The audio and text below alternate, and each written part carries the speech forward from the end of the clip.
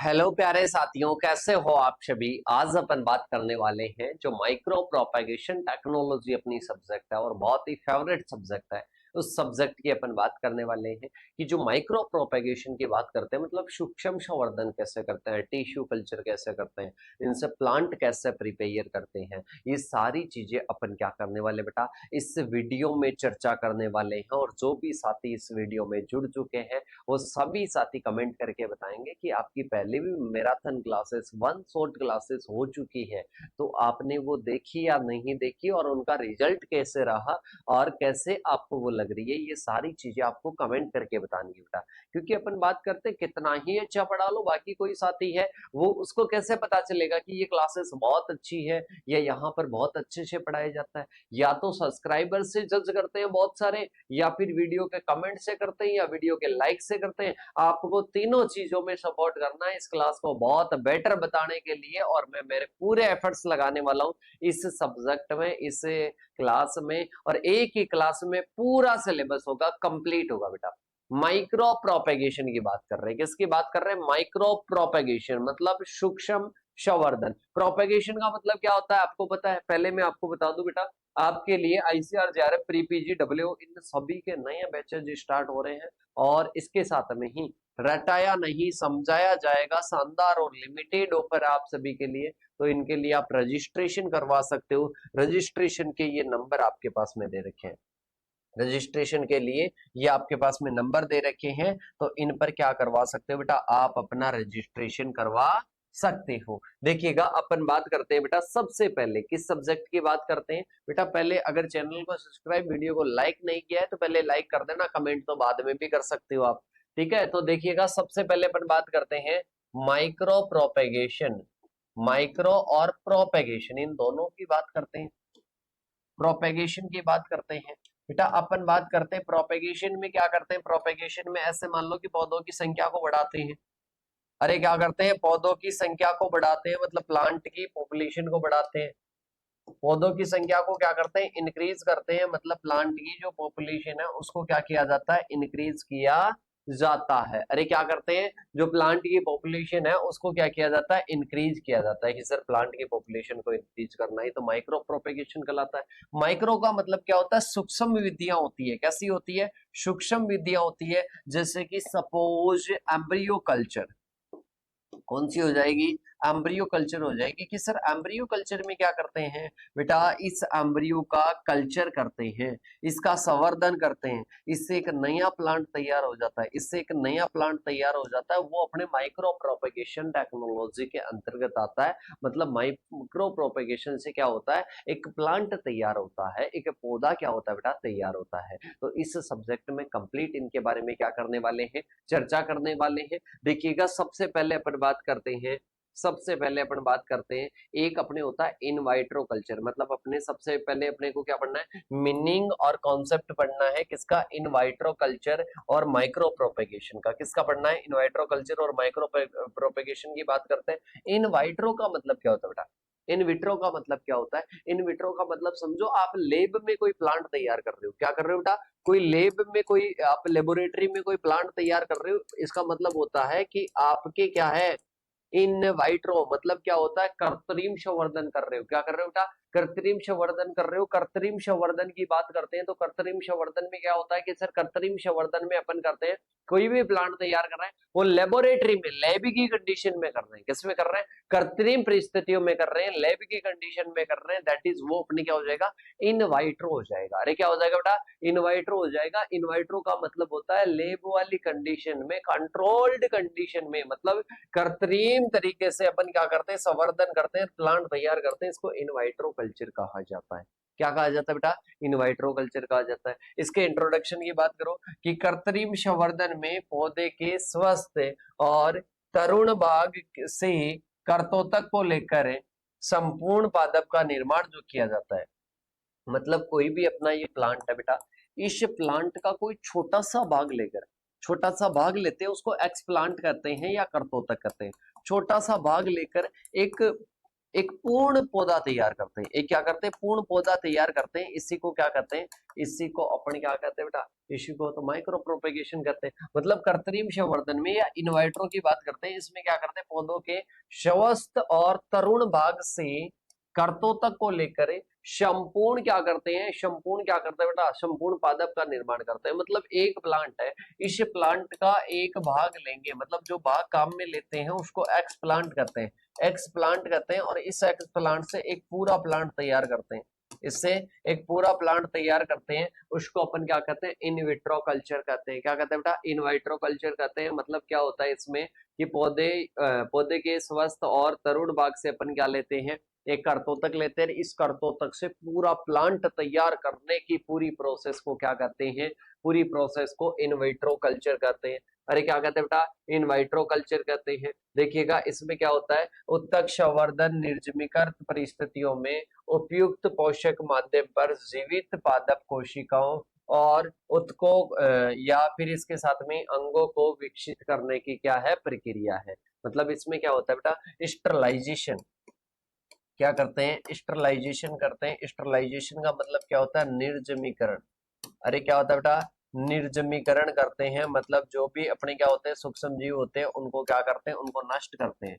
उनको क्या करते हैं, नष्ट करते हैं। तो देखिएगा उत्तक संवर्धन निर्जमीकृत परिस्थितियों में उपयुक्त पोषक माध्यम पर क्या करते हैं, जीवित जो पादप कोशिकाएं हैं उनको क्या करते हैं बेटा, उनको अपन विकसित करते हैं। तो ये क्या करता है, उत्तक संवर्धन कहलाता है, टिश्यू कल्चर कहलाता है। टिश्यू कल्चर में क्या कहते हैं, टिश्यू कल्चर में बेटा अपनी एक ऐसी कंडीशन होगी, एक ऐसी सिचुएशन होगी जिसमें क्या नहीं होंगे, जिसमें कोई भी माइक्रो ऑर्गेनिज्म, क्योंकि अपन बात करते हैं कोई भी प्लांट तैयार कर रहे हैं, प्लांट तैयार कर रहे हैं, उसमें कोई रोग कीट का प्रकोप हो गया तो बेटा इसके लिए उसको क्या करवाते हैं, निर्जमीकृत करवाते हैं। मतलब निर्जमीकृत ही पूरी सिचुएशन रखते हैं। इसमें एक पोषक माध्यम रखेंगे। पोषक माध्यम का मतलब क्या होता है बेटा, जो अपने प्लांट को प्रारंभिक अवस्था में क्या देता है, भोजन देता है, जहां पर वो गर्भ होता है, क्या होता है, ग्रोथ होती है उसकी। ठीक है, तो अपन बात करते हैं वो ग्रो होता है, उस कंडीशन को क्या कहते हैं, वो जो कंडीशन उसको देते हैं उसको क्या कहते हैं बेटा, माध्यम कहते हैं।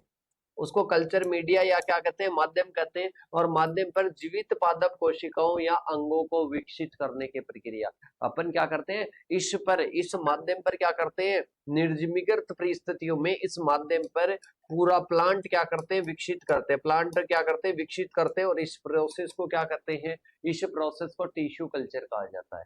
क्या कहा जाता है बेटा, टिश्यू कल्चर कहा जाता है पूरी प्रोसेस को। देखिएगा आगे की ओर बात करते हैं। आगे अपने पास में होता है पादप कोशिकाएं। पादप कोशिकाएं उपयुक्त संवर्धित जो माध्यम होता है उसमें अनिश्चित काल तक क्या होती रहती है, विभाजित होती है और संपूर्ण पादप को उत्पन्न करती है। मतलब अपन बात करते हैं जो अपन माध्यम पर रखते हैं, इस माध्यम पर क्या होता है, विभाजित होती रहती है। मतलब इसमें क्या होता है, डिवीजन होता रहेगा, ग्रोथ होती रहेगी। प्लांट में डिवीजन होता रहेगा और प्लांट में क्या होती रहेगी, ग्रोथ होती रहेगी। तो अपन बात करते हैं पादप कोशिकाएं संवर्धन माध्यम पर क्या होती है, अनिश्चित काल तक क्या करती रहती है, विभाजित करती रहती है। और फिर एक पूरा प्लांट अपने को फाइनली क्या हो जाता है, प्राप्त हो जाता है। क्या हो जाता है बेटा, प्राप्त हो जाता है। अब इसके इंपॉर्टेंट फीचर्स की बात करते हैं। तो देखो कृत्रिम संवर्धन कार्यों को टेस्ट ट्यूब, पेट्री डिश या फ्लास्क में करते हैं, जीवित जीव से बाहर किया जाता है, अर्थात जीवित जीव में नहीं करते हैं। अरे बेटा समझिएगा, अपन जैसे कि कोई भी बात करते हैं, इन विट्रो में कोई भी बच्चे का जन्म कर रहे हैं, ठीक है, कोई भी बच्चे, सपोज की कोई भी बच्चे का अपन जन्म, तो जीवित जीव के अंदर नहीं होगा, जीवित जीव के अंदर नहीं होगा, जीवित जीव के बाहर होगा। मतलब ये कृत्रिम सिचुएशन होगी, कोई टेस्ट ट्यूब होगी, कोई फ्लास्क होगा या कोई बैटरी डिश होगी, उसमें ये सारी क्रिया की जाती है इन विट्रो की। किसकी की जाती है बेटा, इन विट्रो की जाती है। और उत्तक संवर्धन ओनली, टिश्यू कल्चर की बात करते हैं ना बेटा, क्या होता है, टिश्यू कल्चर ओनली किसमें होता है, टिश्यू कल्चर, क्योंकि अपन बात करते हैं टिश्यू कल्चर ओनली अपन प्लांट्स में करते हैं।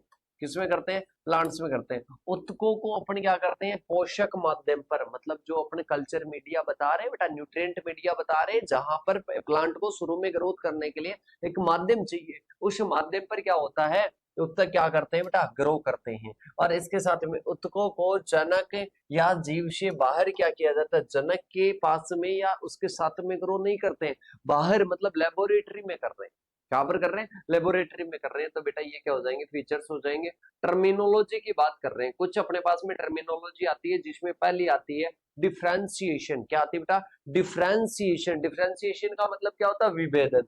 वह प्रोसेस जिसमें विभज्योतक कोशिकाएं दो या दो से अधिक प्रकार की कोशिकाओं, उत्तकों या अंगों में क्या हो जाती है, डिवाइड हो जाती है या परिवर्तित हो जाती है, एक दूसरे से भिन्न होती है। समझिएगा बेटा, अपने पास में क्या है, विभज्योतक जो कोशिकाएं होती है, जो विभज्योतक कोशिकाएं होती है वो दो या दो से अधिक प्रकार की कोशिकाओं, उत्तकों, अंगों में क्या हो जाएगी, परिवर्तित हो जाएगी। ये सभी अपने आप में क्या होगी, डिफरेंस होगी। मतलब सभी की बात करते हैं, ये सभी आपस में क्या होती है, ये सभी आपस में वेरिएशन होता है। मतलब सभी में आपस में क्या होता है, अंतर होता है।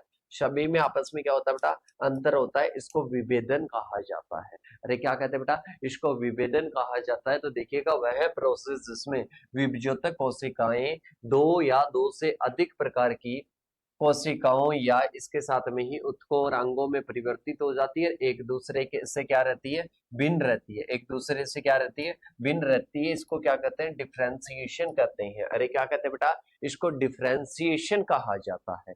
इसके बाद में आता है डी डिफ्रेंसिएशन। मतलब वह प्रोसेस जिसमें स्वस्थ या संगठित उत्तकों में असंगठित उत्तकों का निर्माण हो जाता है। बेटा यहाँ पर तो अपन तो क्या कर रहे हैं, अंगों का निर्माण हो रहा है, और इसमें क्या होगा, जो संगठित उत्तक, मतलब ये जो मिलकर निर्माण कर रहे थे, ये क्या हो जाएगा, वापस अलग हो जाएगा।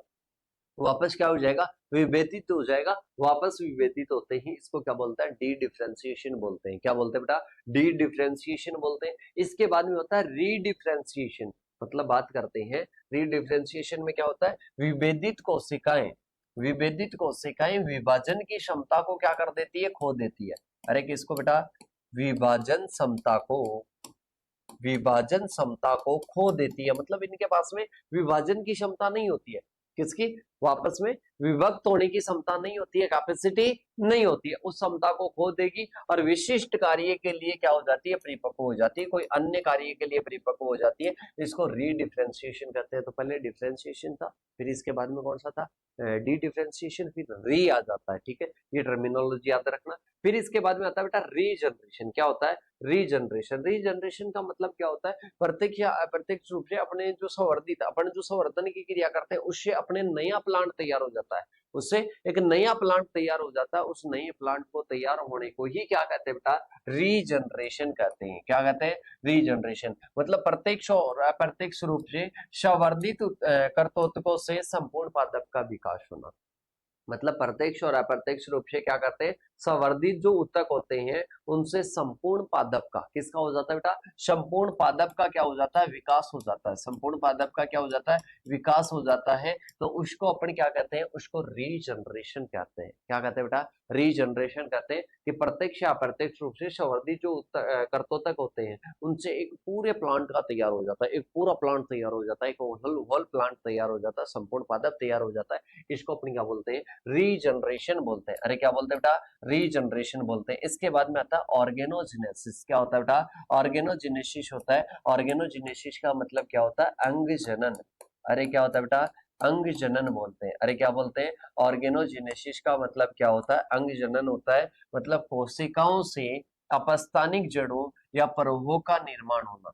कोशिकाओं से अपस्थानिक जड़ों या परवों का निर्माण होना क्या कहलाता है, ऑर्गेनोजेनेसिस कहते हैं। मतलब अपन बात करते कोई भी कोशिकाएं थी, उन कोशिकाओं से क्या बनता है, जड़ या क्या बन रहे हैं, जड़ या परवह बन रहे हैं, मतलब ऑर्गन, अंग बन रहे हैं।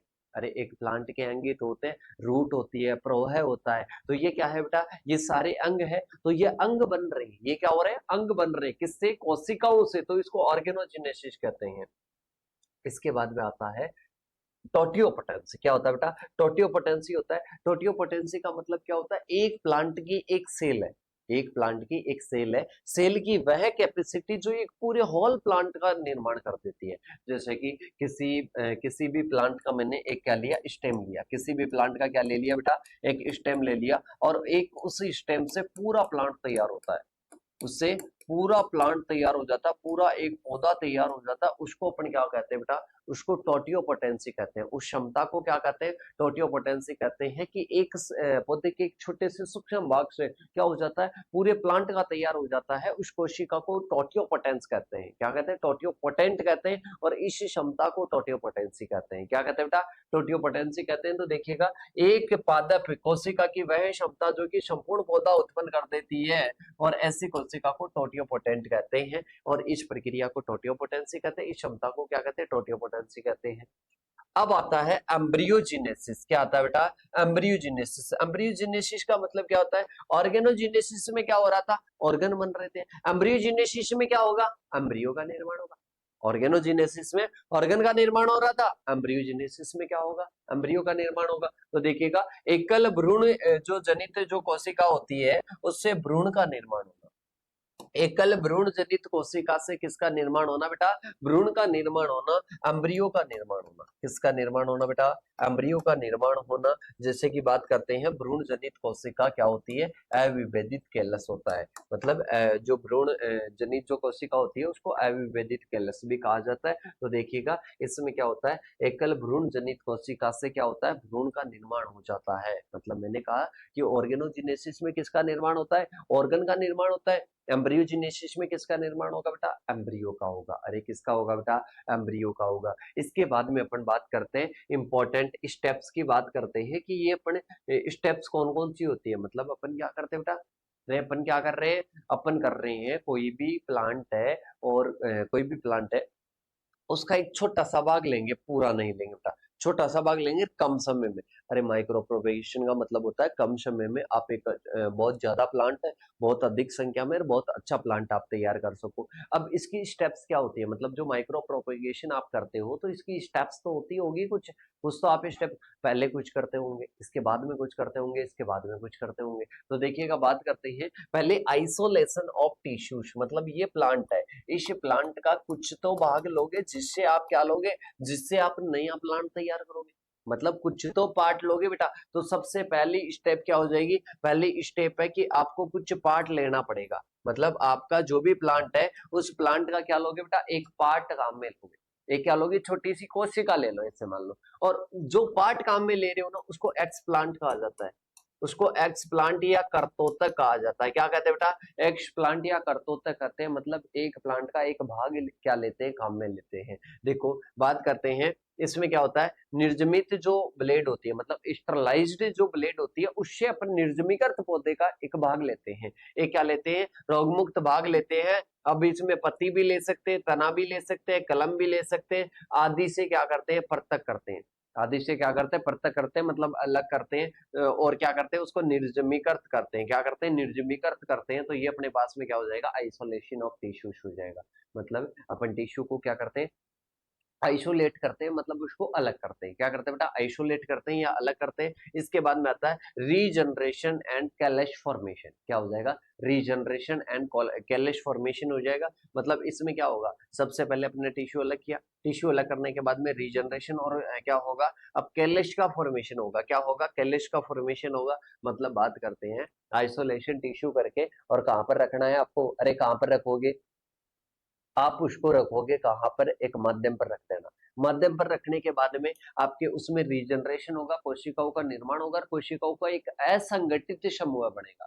कोशिकाओं के असंगठित समूह को क्या कहते हैं बेटा, कैलश कहते हैं। क्या कहते हैं, कैलश कहते हैं। तो कैलश बनेगा, इससे क्या बनेगा, कैलश बनेगा। और फिर कैलस के बाद में, कैलस बनने के बाद में एम्ब्रियो बनेगा। क्या बनेगा बेटा, एम्ब्रियो बनेगा। मतलब नेक्स्ट स्टेप जो आएगी वो एम्ब्रियोजेनेसिस आएगी। फिर इसके बाद में आता है, एम्ब्रियो बनने के बाद में विभिन्न प्रकार के अंग बनेंगे, मतलब पत्तियां वगैरह बनेगी, इसके साथ में स्टेम वगैरह बनेंगे। ठीक है, इस प्रकार से रूट्स वगैरह बनेंगे। तो इस प्रकार से एक प्लांट तैयार होता है। मतलब उसमें क्या होता है, ऑर्गेनोजेनेसिस होता है। फिर क्या होता है बेटा, ऑर्गेनोजेनेसिस होता है। तो ये अपने क्या होती है, स्टेप्स होती है। सबसे पहले आइसोलेशन कर लो, कोई भी आपके किसी भी भाग से प्लांट तैयार करना है, आइसोलेट कर लो। आइसोलेट करने के बाद में उसको माध्यम पर रख दो, मीडियम पर रख दो। मीडियम पर रखने के बाद में क्या कर दो, रीजनरेशन होगा, मतलब कैलश का निर्माण हो जाएगा। कैलश का निर्माण होने के बाद में एम्ब्रियो का निर्माण हो जाएगा। किसका निर्माण हो जाएगा बेटा, एम्ब्रियो का निर्माण हो जाएगा। और एम्ब्रियो के निर्माण के बाद में ऑर्गन का निर्माण हो जाएगा। ये अपने क्या होता है, ये पूरा प्लांट तैयार हो जाता है, एम्ब्रियो भी बन गया और इसके साथ में प्लांट के सारे पार्ट्स भी बन गए। तो ये क्या बन गया बेटा, एक अपना प्लांट बन गया। तो ये अपनी क्या होती है बेटा, ये माइक्रो प्रोपेगेशन के स्टेप्स होती है, मतलब इस स्टेप्स में अपन करते हैं। तो किस किस साथी को समझ में आ गया, यहां तक कमेंट करके बताना। बहुत ही इजी सब्जेक्ट है, अगर माइंड लगाकर जैसे मैं कॉन्सेप्ट के साथ में पढ़ाने की कोशिश कर रहा हूं वैसे आप पढ़ोगे तो। अब इसके बाद में चलते हैं अपन आगे की ओर। आगे अपने पास में आता है बेटा माइक्रो प्रोपेगेशन। क्या आता है, माइक्रो प्रोपेगेशन। माइक्रो प्रोपेगेशन की डेफिनेशन आपसे पूछ ले कि माइक्रो प्रोपेगेशन क्या होता है, तो माइक्रो प्रोपेगेशन टिश्यू कल्चर की तकनीकों को अपनाकर वानस्पतिक प्रसारण से कम समय में अधिक से अधिक प्लांट आपको क्या करना है, अपनाना है। मतलब टिश्यू कल्चर का प्रयोग करके, टिश्यू कल्चर का मतलब क्या होता है, प्लांट का कोई भी भाग अपन लेके, कोई भी टिश्यू लेके और उसका कल्चर संवर्धन करते हैं और इससे प्लांट तैयार करते हैं। तो इसका मेन मकसद होता है कि कम समय में अपने अधिक प्लांट तैयार हो जाते हैं, कम समय में अधिक प्लांट तैयार हो जाते हैं। तो इसको टिश्यू कल्चर का प्रयोग करते हैं, किसमें करते हैं बेटा, अपन प्रोपेगेशन में करते हैं। तो इसको अपन माइक्रो प्रोपेगेशन कहते हैं। क्या कहते हैं बेटा, माइक्रो प्रोपेगेशन कहते हैं। मतलब इसमें हो जाएगा टिश्यू कल्चर की तकनीकों के द्वारा वानस्पतिक प्रसरण से क्या होता है, कम समय में क्या होता है, अधिक पौधे तैयार हो जाते हैं। कम समय में क्या हो जाते हैं, अधिक पौधे तैयार हो जाते हैं। इसको माइक्रो प्रोपेगेशन कहते हैं। क्या कहते हैं बेटा, माइक्रो प्रोपेगेशन कहते हैं, सूक्ष्म परिवर्धन कहते हैं। क्या कहते हैं बेटा, सूक्ष्म परिवर्धन या माइक्रो प्रोपेगेशन अपन कहते हैं। और ये अपने क्या होता है, ये अपने कंप्लीट होता है फर्स्ट टॉपिक है। और माइक्रो प्रोपेगेशन तो अभी शुरुआत है बेटा, अभी क्या है, शुरुआत है। तो यहाँ पर सभी साथियों को क्लियर है। इसके बाद में आता है सेकंड टॉपिक। सेकंड टॉपिक आता है अपने को हिस्ट्री बतानी है, अपने को इतिहास बताना है। इतिहास किसका बताना है बेटा, अपने को इन विट्रो कल्चर और माइक्रो प्रोपेगेशन का थोड़ा हिस्ट्री बतानी है। तो हिस्ट्री की बात करते हैं, सबसे पहले अपने एक वैज्ञानिक आते हैं जिनका नाम है हेबरलैंड। क्या आते हैं बेटा, हेबरलैंड। हेबरलैंड ने बेटा एक तो टोटियोपोटेंसी के बारे में भी नहीं बताया था, ठीक है। इसके साथ में कायी कोशिका से भ्रूण के विकास के बारे में बताया। किसके बारे में बताया, कायी कोशिका से भ्रूण के विकास के बारे में भी इन्होंने बताया। फिर आते हैं रॉबिन्स और कोटे। रॉबिन्स और कोटे नामक वैज्ञानिक आते हैं जो मक्का और मटर में मूल शिकागर को क्या करते हैं, संवर्धित करते हैं। मूल शिकागर को क्या करते हैं, संवर्धित करने का कार्य करते हैं। ये कौन हो जाएंगे, रॉबिन्स और कोटे हो जाएंगे। कौन हो जाएंगे बेटा, रॉबिन्स और कोटे हो जाएंगे। इसके बाद में आते हैं सनो नामक वैज्ञानिक आते हैं। कौन से आते हैं बेटा, शनो नामक वैज्ञानिक आते हैं। एदा की सक्रियता को क्या करते हैं, उत्तेजित करते हैं। अरे किसकी, एदा की सक्रियता को क्या करते हैं बेटा, उत्तेजित करते हैं IAR के द्वारा। तो ये अपने किन्होंने बताया था बेटा, ये अपने सनो ने बताया। इसके बाद में आते हैं स्टीवार्ड। स्टीवार्ड ने किसके बारे में बताया बेटा, टोटियोपोटेंसी के बारे में बताया। किसके बारे में बताया बेटा, टोटियोपोटेंसी के बारे में बताया। इसके बाद में अपन चलते हैं हिस्ट्री ऑफ माइक्रो प्रोपेगेशन। मतलब वो तो इनविट्रो की होगी, अब माइक्रो प्रोपेगेशन की आती है। तो इसमें सबसे पहले अपने पास में क्या है बेटा, स्टीवार्ड। स्टीवार्ड गाजर में प्रथम क्या करवाया, कायिक भ्रूण जनन करवाया। क्या हुआ, कायिक भ्रूण जनन करवाया। फिर इसके बाद में आता है अपने गेविनो रोटोर, जिन्होंने प्रथम जो कृत्रिम कायिक परिवर्तन के बारे में बताया। फिर आता है लेविस कुर्सन, इसकी बात करते हैं तो बेटा ये क्या हो जाएंगे, ये इन्होंने आर्किड में प्रथम क्या करवाया, भ्रूण जनन करवाया। क्या करवाया, भ्रूण अंकुरण करवाया। तो ये बेटा क्या हो जाएंगे, ये लुईस नोटसन हो जाएंगे, जो कि अपने हिस्ट्री है। किसकी हिस्ट्री है बेटा, ये अपने माइक्रो प्रोपेगेशन। और इसके साथ में ही अपन बात करते हैं इन विट्रो की हिस्ट्री है। तो दो तीन वैज्ञानिकों के बारे में पूछे तो आप यहाँ से क्या कर सकते हो, लिख सकते हो। अब इसके बाद में आता है थर्ड टॉपिक अपना। क्या आता है बेटा, थर्ड टॉपिक आता है advancement and future prospect of micro propagation. इसके बारे में बात करते हैं बेटा। 1 मिनट का आपके लिए ब्रेक है, 1 मिनट का ब्रेक है, फिर अपन चलते हैं आगे की ओर।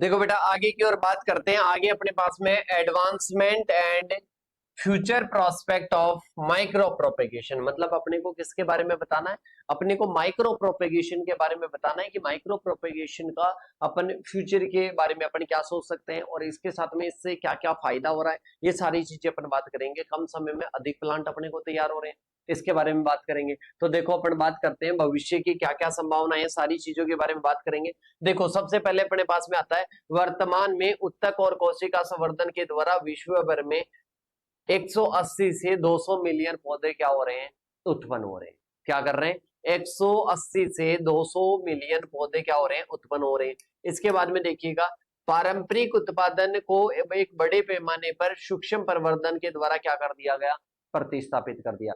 मतलब जो ट्रेडिशनल तरीके से अपन प्रोपेगेशन करते थे उसको क्या कर दिया गया, उसको ट्रांसफर कर दिया गया। किसके द्वारा ट्रांसफर कर दिया गया बेटा, अभी जो माइक्रो प्रोपेगेशन कर रहे हैं ना, इसके द्वारा कर दिया गया। मतलब पहले ट्रेडिशनल अपनाते थे भाई साहब, आजकल पैसेंस नहीं है, पैसेंस नहीं है तो कम टाइम में कौन कर देगा आपको, कौन कर देगा बेटा, अरे प्लांट तैयार कर देगा, माइक्रो प्रोपेगेशन। इसके बाद में देखिएगा निम्न पौधों में माइक्रो प्रोपेगेशन के द्वारा तैयार होते हैं, जैसे कि ऑर्नामेंटल हो गए, फ्रूट ट्रीज हो गए, और इसके साथ में स्मॉल फ्रूट्स हो गए, वेजिटेबल्स हो गई, एग्रीकल्चर के जो भी प्लांट्स हैं, लगभग क्या होते हैं बेटा, लगभग अपने इसी के द्वारा माइक्रो प्रोपेगेशन के द्वारा क्या होने लगे, तैयार होने लगे। निम्न उद्देश्यों को प्राप्त करने के लिए इनका उत्पादन किया जाता है। मतलब बात करते हैं कि जो अपन तैयार करते हैं ये प्लांट माइक्रो प्रोपेगेशन के द्वारा इन प्लांट्स को तैयार करते हैं, तो इनका मेन क्या होता है, ऑब्जेक्टिव भी होता है। मेन क्या होता है, इनका ऑब्जेक्टिव भी होता है। ऑब्जेक्टिव की बात करते हैं तो पहला होता है हाइयर प्रोडक्टिविटी। क्या हो जाएगा, हाइयर प्रोडक्टिविटी मतलब उच्च उत्पादकता। क्या हो जाएगा बेटा, उच्च उत्पादकता हो जाएगा। उच्च उत्पादकता का मतलब है बेटा, इससे क्या होती है, प्रोडक्टिविटी हाई प्राप्त होती है। क्या होती है, प्रोडक्टिविटी हाई होती है। मतलब बात करते हैं उत्पादकता क्या होती है, अत्यधिक प्राप्त होती है। किसकी प्राप्त होती है, अपने कोई भी प्लांट्स होते हैं उनकी उत्पादकता क्या होती है, अधिक प्राप्त होती है। इसके बाद में आता है एलिमिनेशन ऑफ पैथोजन। क्या होता है एलिमिनेशन, एलिमिनेशन का मतलब क्या होता है, हटाना। एलिमिनेशन का मतलब क्या होता है, हटाना होता है। और किसको हटाते हैं, पैथोजन को। कोई भी पैथोजन होता है, अरे इसमें अपन क्या बात कर रहे थे, इसमें अपन स्टरलाइजेशन की बात कर रहे थे। स्टरलाइजेशन का मतलब क्या होता है, जो माइक्रो ऑर्गेनिज्म होते हैं जो अपने प्लांट के बाग पर या कोई भी उपकरण के बाग पर लगे होते हैं उनको हटाया जाता है। इसके बाद में देखिएगा rapid multiplication of new genotype. मतलब इसका क्या कर सकते हैं, रैपिडली तरीके से। अब अगर किसी का भी अपने को क्या करना है, रेप्लीकेशन करना है, उसकी संख्या में बढ़ोतरी करनी है, तो ये बेस्ट मेथड है अपने लिए। इसके बाद में आता है सिलेक्शन ऑफ सोमोक्लोनल वेरिएशन और इंड्यूस्ड वेराइटीज। बेटा सोमोक्लोनल वेरिएशन का मतलब क्या होता है, अपन सेल कल्चर करते हैं, सेल कल्चर करते हैं, उससे वेरिएशन आती है, या तो उच्च उत्पादकता होगी, कम होगी, अधिक रेसिस्टेंस होगी। तो ये अपन क्या कर सकते हैं, इसी के द्वारा सेलेक्ट कर सकते हैं सोमोक्लोनल वेरिएशन। अरे बेटा अधिक उत्पादकता होगी तब भी वेरिएशन होगा, कम होगी तब भी क्या होगा, वही अपने पास में क्या होगा, वेरिएशन होगा। तो अपन बात करते हैं इनके द्वारा क्या होता है, इन वेरिएशन के द्वारा अपन क्या कर सकते हैं, एक अच्छी प्लांट वेराइटी तैयार कर सकते हैं। इसके बाद में देखिएगा presentation of preservation of germ plasm. मतलब इसके द्वारा क्या करते हैं, जो जर्म प्लाज्म होता है उस जर्म प्लाज्म का क्या किया जाता है बेटा, उस जर्म प्लाज्म का प्रिजर्व भी किया जाता है, मतलब प्रिजर्वेशन किया जाता है। इसके बाद में आता है लॉन्ग टर्म स्टोरेज। मतलब इसके द्वारा अपन क्या कर सकते हैं, लॉन्ग टर्म मतलब लंबी समय के लिए क्या कर सकते हैं, लंबे समय के लिए स्टोरेज कर सकते हैं। अरे क्या कर सकते हैं बेटा, लंबे समय के लिए स्टोरेज कर सकते हैं। किसको स्टोरेज कर सकते हैं बेटा, अपन स्टोरेज कर सकते हैं, किसको, अपन स्टोरेज कर सकते हैं लंबे समय के लिए। किस चीज को, जो अपने कोई भी प्लांट है उस प्लांट को या उसके जर्म प्लाज्म को। ठीक है, तो ये अपने क्या होते हैं बेटा, ऑब्जेक्टिव होते हैं। इन ऑब्जेक्टिव की वजह से माइक्रो प्रोपेगेशन करते हैं। अब देखिएगा इसमें कौन कौन से घटक होते हैं, मतलब क्या क्या चीजें काम में लेते हैं माइक्रो प्रोपेगेशन में। बेटा दो मुख्यतः टेक्निक्स में प्रयोग में ली जाती है आधुनिक में। एक तो अपने जेनेटिक इंजीनियरिंग और एक बायोटेक्नोलॉजी का काफी यूजेज होता है, बायोटेक्नोलॉजी का। और इसके साथ में ही जो बात करते हैं अपने, एक तो बायोटेक्नोलॉजी होती है, एक क्या होती है बेटा, अपने जेनेटिक इंजीनियरिंग होती है। इन दोनों का क्या लिया जाता है, इन दोनों का उपयोग किया जाता है। इन दोनों का उपयोग किस में किया जाता है, माइक्रो प्रोपेगेशन में। अरे किस में करते हैं बेटा, माइक्रो प्रोपेगेशन में क्या करते हैं, प्रयोग करते हैं। अरे किस में करते हैं बेटा, माइक्रो प्रोपेगेशन में प्रयोग करते हैं। इसके बाद में देखिएगा ट्रांसजेनिक प्लांट के प्रोडक्शन में भी क्या होते हैं बेटा, दो चरण होते हैं।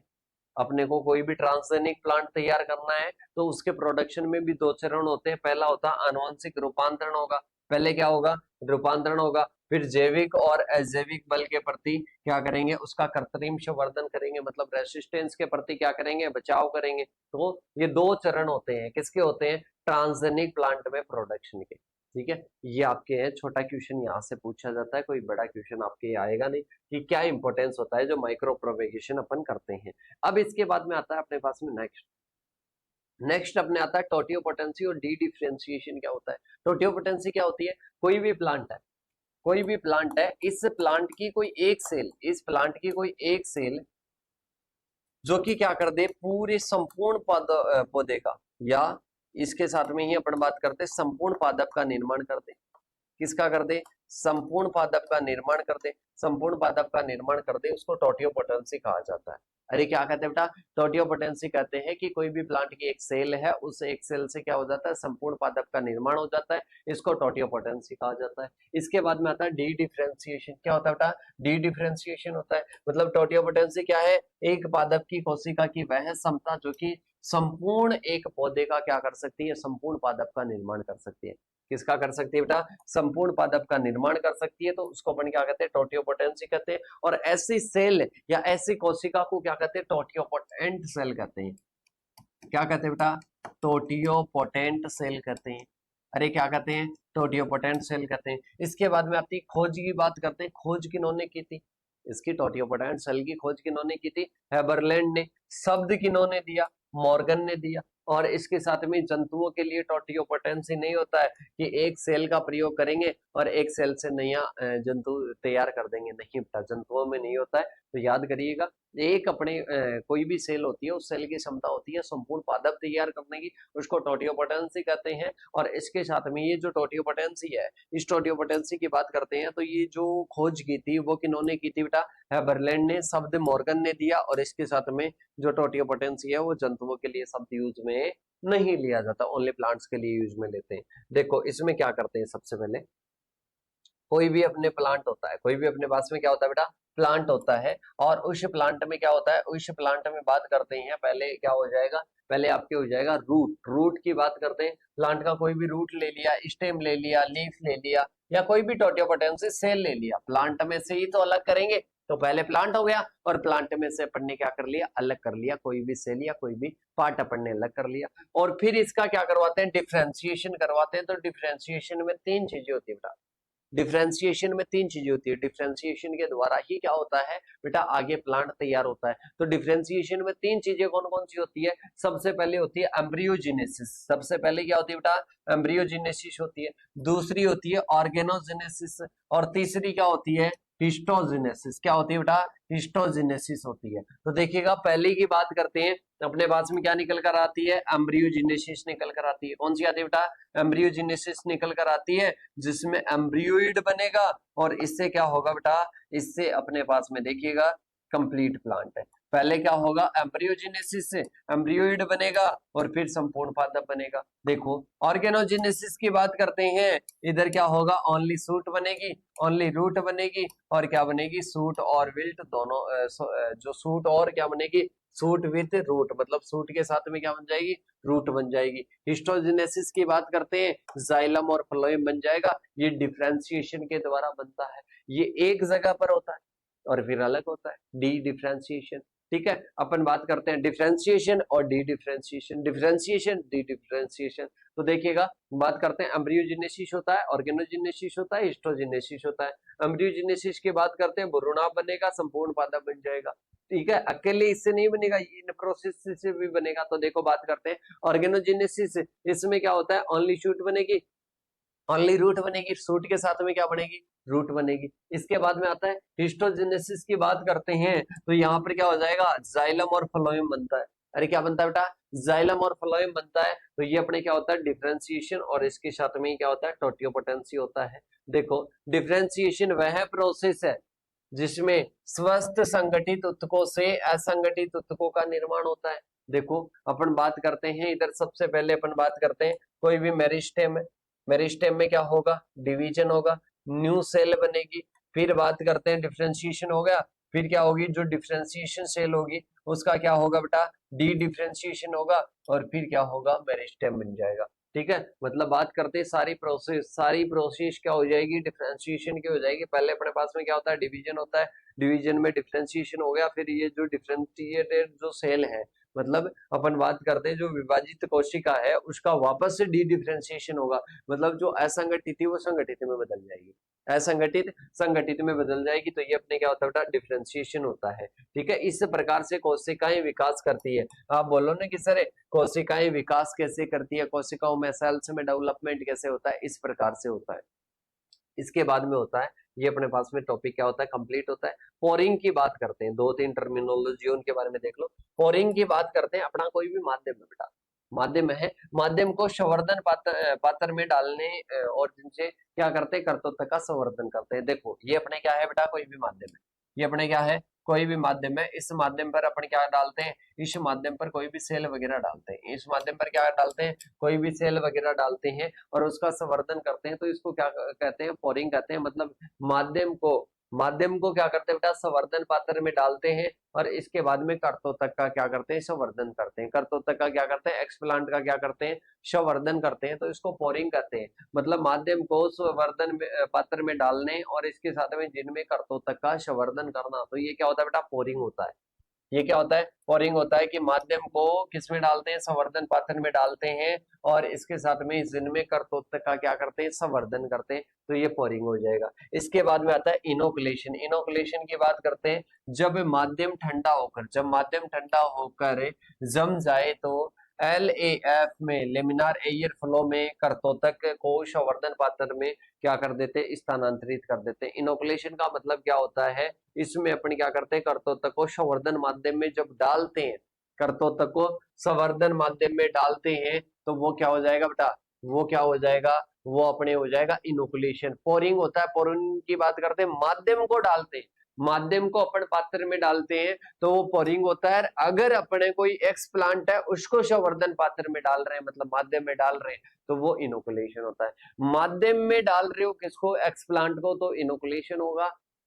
अगर आप माध्यम को पात्र में डाल रहे हो तो पोरिंग होगा। इसके बाद में बात करते हैं एक्सप्लांट क्या होता है। एक्सप्लांट की बात करते हैं, पौधे का वह भाग जिससे माध्यम पर क्या होता है, माध्यम पर संवर्धित करने के लिए चुना जाता है। मतलब जिस भाग को अपन क्या करते हैं, संवर्धित करते हैं, जिस भाग को अपन संवर्धित करते हैं या संवर्धित करने के लिए जिस भाग का प्रयोग किया जाता है, प्लांट के जिस पार्ट का प्रयोग करते हैं, उस पार्ट को क्या कहते हैं, एक्सप्लांट कहते हैं।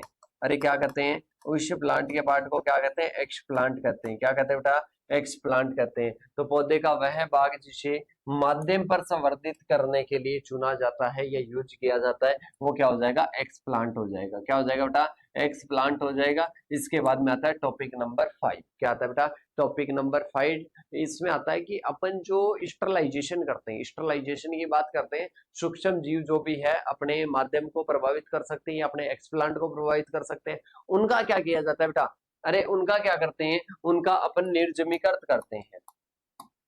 उनको क्या करते हैं, निर्जमीकृत करते हैं, मतलब उनको सूक्ष्म जीवों से रहित करते हैं, उनको सूक्ष्म जीवों से रहित करते हैं, से क्या कर देते हैं, रहित कर देते हैं। जैसे कि टिश्यू कल्चर मेथोडोलॉजी में क्या होता है बेटा, इसमें होता है, सबसे पहले बात करते हैं 7 स्टेप होती है। सबसे पहले क्या करते हैं, पहले क्या कर रहे हैं, स्टरलाइजेशन की टेक्निक्स की बाद में बात करेंगे बेटा। पहले अपन बात करेंगे जो टिश्यू कल्चर करते हैं ना, क्या करते हैं बेटा, टिश्यू कल्चर करते हैं, तो टिश्यू कल्चर की क्या क्या स्टेप्स होती है। मतलब जो टिश्यू को, एक कोई भी प्लांट का टिश्यू होता है, प्लांट का कोई भाग होता है, टिश्यू होता है, इस टिश्यू का कल्चर किया जाता है, इसको एक माध्यम पर रखकर इसका कल्चर किया जाता है। तो उसकी क्या क्या स्टेप्स होती है बेटा, इसकी देखिएगा। सबसे पहले स्टेप होती है कि अपने को कोई भी टिश्यू का या प्लांट के किसी भी भाग का अपने को क्या करना है, संवर्धन करना है, उसका कल्चर करना है। तो सबसे पहले पौधे का भाग तो लेंगे, जैसे कि सपोज करो मेरे को ये बाग का क्या करना है, संवर्धन करना है, तो इस बाग को मैं अलग करके तो लाऊंगा, तो उसको क्या बोलते हैं, उस बाग को एक्सप्लांट कहते हैं। तो एक्सप्लांट या कर्तोत्तक का क्या करना, सिलेक्शन करना। इसके बाद में आता है स्टरलाइजेशन ऑफ एक्सप्लांट है, मतलब आपके पास में जो एक्सप्लांट है, जो कर्तोत्तक है, आपके पास में क्या है, जो कर्तोत्तक है, इस कर्तोत्तक का क्या किया जाता है, निर्जमीकरण किया जाता है। मतलब इसका क्या करते हैं, स्टरलाइजेशन करते हैं। और इसके साथ में ही जैसे कि NaOCl से करते हैं अपन, ठीक है, AgNO3 से करते हैं। मतलब इस पर उपस्थित है, अरे इस कर्तोतक पर कोई भी अपने पास में माइक्रो ऑर्गेनिज्म है तो उनको हटाने की क्रिया क्या होती है, स्टरलाइजेशन होती है। तो स्टरलाइजेशन कर दिया। फिर इसके बाद में आता है बेटा अपने पास में कांच के बर्तन जो भी है उनको अपन क्या करते हैं, ओवन में रखकर क्या करते हैं, स्टरलाइज करते हैं, निर्जमीकृत करते हैं। क्या करते हैं, निर्जमीकृत करते हैं। तो देखिएगा अपन बात करते हैं स्टरलाइजेशन ऑफ ग्लास। जो ग्लास के जो भी बर्तन होते हैं, ग्लास के जो भी बर्तन होते हैं बेटा, कांच के जो भी बर्तन होते हैं उनको क्या किया जाता है, स्टरलाइज किया जाता है। क्या किया जाता है बेटा, उनको स्टरलाइज किया जाता है। इसके बाद में अपन चलते हैं आगे की ओर। आगे अपने पास में आता है नेक्स्ट, और नेक्स्ट आता है स्टरलाइजेशन ऑफ कल्चर मीडियम। मतलब बात करते हैं ऑटोक्लेव में रख के, मतलब ग्लास के बर्तनों को भी कर दिया और कांच के बर्तनों को भी कर दिया। इसके बाद में आता है अपने को जो कल्चर मीडिया है बेटा, जो अपन माध्यम जिसमें अपन एक्सप्लांट को रखेंगे, जिसमें अपन एक्सप्लांट को ग्रो करेंगे, तो बेटा उस वाले पार्ट को भी तो अपने को क्या करना है, उस वाले पार्ट को भी तो अपने को क्या करना है बेटा, उस वाले पार्ट को भी तो अपने को क्या करना है, स्टरलाइज करना है। इसके बाद में आता है माध्यम में कर्तोत्तक का स्थानांतरण। स्टरलाइजेशन की सिलेक्शन की सारी प्रोसेस होगी।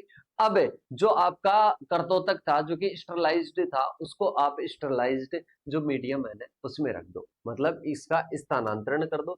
स्थानांतरण के बाद में क्या करवाएंगे, इनोकुबेशन करवाएंगे, मतलब इसको अनुकूल टेम्परेचर वगैरह सारी चीजें देंगे। मतलब कंट्रोल्ड इन्वायरमेंट चाहिए, जैसा इसको चाहिए वैसे इसको सिचुएशन दी जाएगी। इसको क्या बोलते हैं, इसको कहते हैं इनोकुबेशन। क्या कहते हैं बेटा, इसको इनोकुबेशन कहा जाता है। क्या कहा जाता है, इसको इनोकुबेशन कहा जाता है। इसके बाद में आता है दृढ़ीकरण या अनुकूलन होता है। क्या होता है, दृढ़ीकरण होता है या अनुकूलन होता है। इसकी अपन बात करते हैं, इनोकुबेटर से निकालकर अनुकूल किया जाता है। किससे निकालते हैं, इनोकुबेटर से निकालते हैं।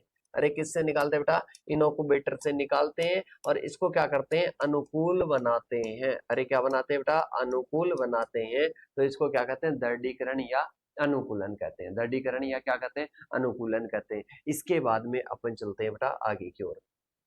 इसके बाद में अपन चलते हैं आगे की ओर। आगे आता है स्टरलाइजेशन टेक्निक्स। क्या आती है, स्टरलाइजेशन टेक्निक्स आती है। इन टेक्निक्स की बात करते हैं तो सबसे पहले अपन बात करते हैं कि कौन कौन सी टेक्निक्स अपन अपनाते हैं। स्टरलाइजेशन का तो मतलब समझ गए क्या, जो अपने कोई भी बाग है उस बाग पर अगर कोई भी सूक्ष्म जीव अपनी वृद्धि कर रहा है तो उस वृद्धि को रोकना ही क्या कहलाता है, उस सूक्ष्म जीव को हटाना और उस वृद्धि को रोकना ही क्या कहलाता है, स्टरलाइजेशन कहलाता है। स्टरलाइजेशन में सबसे पहले क्या हो जाएगा, उष्ण उष्मा निर्जमीकरण हो जाएगा, ड्राई हीट स्टरलाइजेशन हो जाएगा। क्या हो जाएगा, ड्राई हीट स्टरलाइजेशन हो जाएगा। बात करते हैं तो खाली कांच के उपकरण, खाली कांच के उपकरणों को अपन क्या करते हैं, ड्राई हीट स्टरलाइजेशन करते हैं। धातु के औजारों को करते हैं।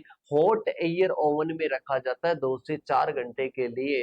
प्लास्टिक के उपकरणों को किया जाता है किससे, ड्राई हीट स्टरलाइजेशन से। किससे, ड्राई हीट स्टरलाइजेशन से करते हैं। इसके बाद में बेटा अलग अलग प्रकार याद रखना। इसके बाद में आता है वेट हीट स्टरलाइजेशन होता है। 15 psi दाब पर क्या करते हैं, 121 डिग्री सेंटीग्रेड पर 15 से 20 मिनट के लिए क्या करते हैं, वेट हीट स्टरलाइजेशन करते हैं। मतलब अलग अलग मेथड अपनाते हैं। इसके बाद में आता है अल्ट्रा फिल्ट्रेशन या फिल्टर निर्जमीकरण। मतलब हार्मोन, विटामिन और ओवन में क्या करते हैं, नष्ट करते हैं। और जीवाणु जो अवरुद्ध जो झिल्ली होती है इसके द्वारा क्या किया जाता है, इसके द्वारा फिल्टर किया जाता है। इसके द्वारा क्या करते हैं बेटा, फिल्टर करते हैं। अरे क्या करते हैं, इसके द्वारा क्या करते हैं, फिल्टर करते हैं। इसके बाद में अपने पास में आता है अल्ट्रा वायलेट। अल्ट्रा वायलेट निर्जमीकरण मतलब यूवी रेडिएशन से ये किया जाता है। किससे करते हैं बेटा, अल्ट्रा वायलेट जो रेडिएशन होती है उनके द्वारा इसको किया जाता है। इसके बाद में आता है फ्लेम स्टरलाइजेशन। क्या आता है, फ्लेम स्टरलाइजेशन आता है मतलब ज्वाला निर्जमीकरण हो जाएगा। पहले एल्कोहल 95% में डुबोते हैं।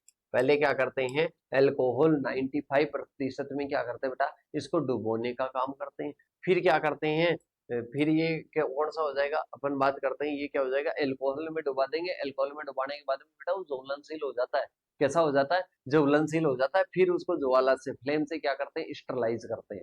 इसके बाद में बात करते हैं रसायनों से अपन प्रयोग करते हैं, जैसे कि क्या हो जाएगा, म्यूरिक जो बात करते हैं म्यूरिक क्या हो जाएगा, क्लोराइड हो जाएगा, इसके साथ मर्क्यूरी क्लोराइड हो जाएगा, HgNO3 हो जाएगा, H2O2 हो जाएगा। इनका प्रयोग करके मर्क्यूरी क्लोराइड वगैरह का इनका प्रयोग करके क्या करते हैं बेटा, निर्जमीकृत करते हैं, मतलब स्टरलाइज करते हैं। ये क्या है, केमिकल है, ये क्या है, केमिकल है। 70% एल्कोहल से क्या करते हैं, पोंछने का कार्य करते हैं। इससे भी क्या होता है, अरे कोरोना के टाइम आपने देखा होगा कि एल्कोहल से ही तो धो रहे थे, जो हाथ धो रहे थे, जो स्टरलाइज कर रहे थे, ठीक है, उसी से तो बना होता है, उसमें अल्कोहल की मात्रा होती है। अभी इसके बाद में आता है बेटा मीडिया कंपोनेंट, मतलब अपन कोई भी प्लांट तैयार कर रहे हैं, कोई भी प्लांट तैयार कर रहे हैं तो उसके लिए अपने को कुछ तो घटक चाहिए, मतलब जो मीडिया तैयार करेंगे उस मीडिया के लिए कुछ तो घटक चाहिए, मतलब कुछ तो उसमें अपन डालते हैं, कुछ तो अपन उसमें ऐड करते हैं। तो ऐड होने वाले कंपोनेंट्स की बात करते हैं तो सबसे पहला कौन सा होता है, पौधों को उगाने के लिए पोषण की आवश्यकता की बात करते हैं तो सबसे पहले क्या हो जाएंगे, माध्यम के मुख्य घटक हो जाएंगे, जिसमें आता है पहला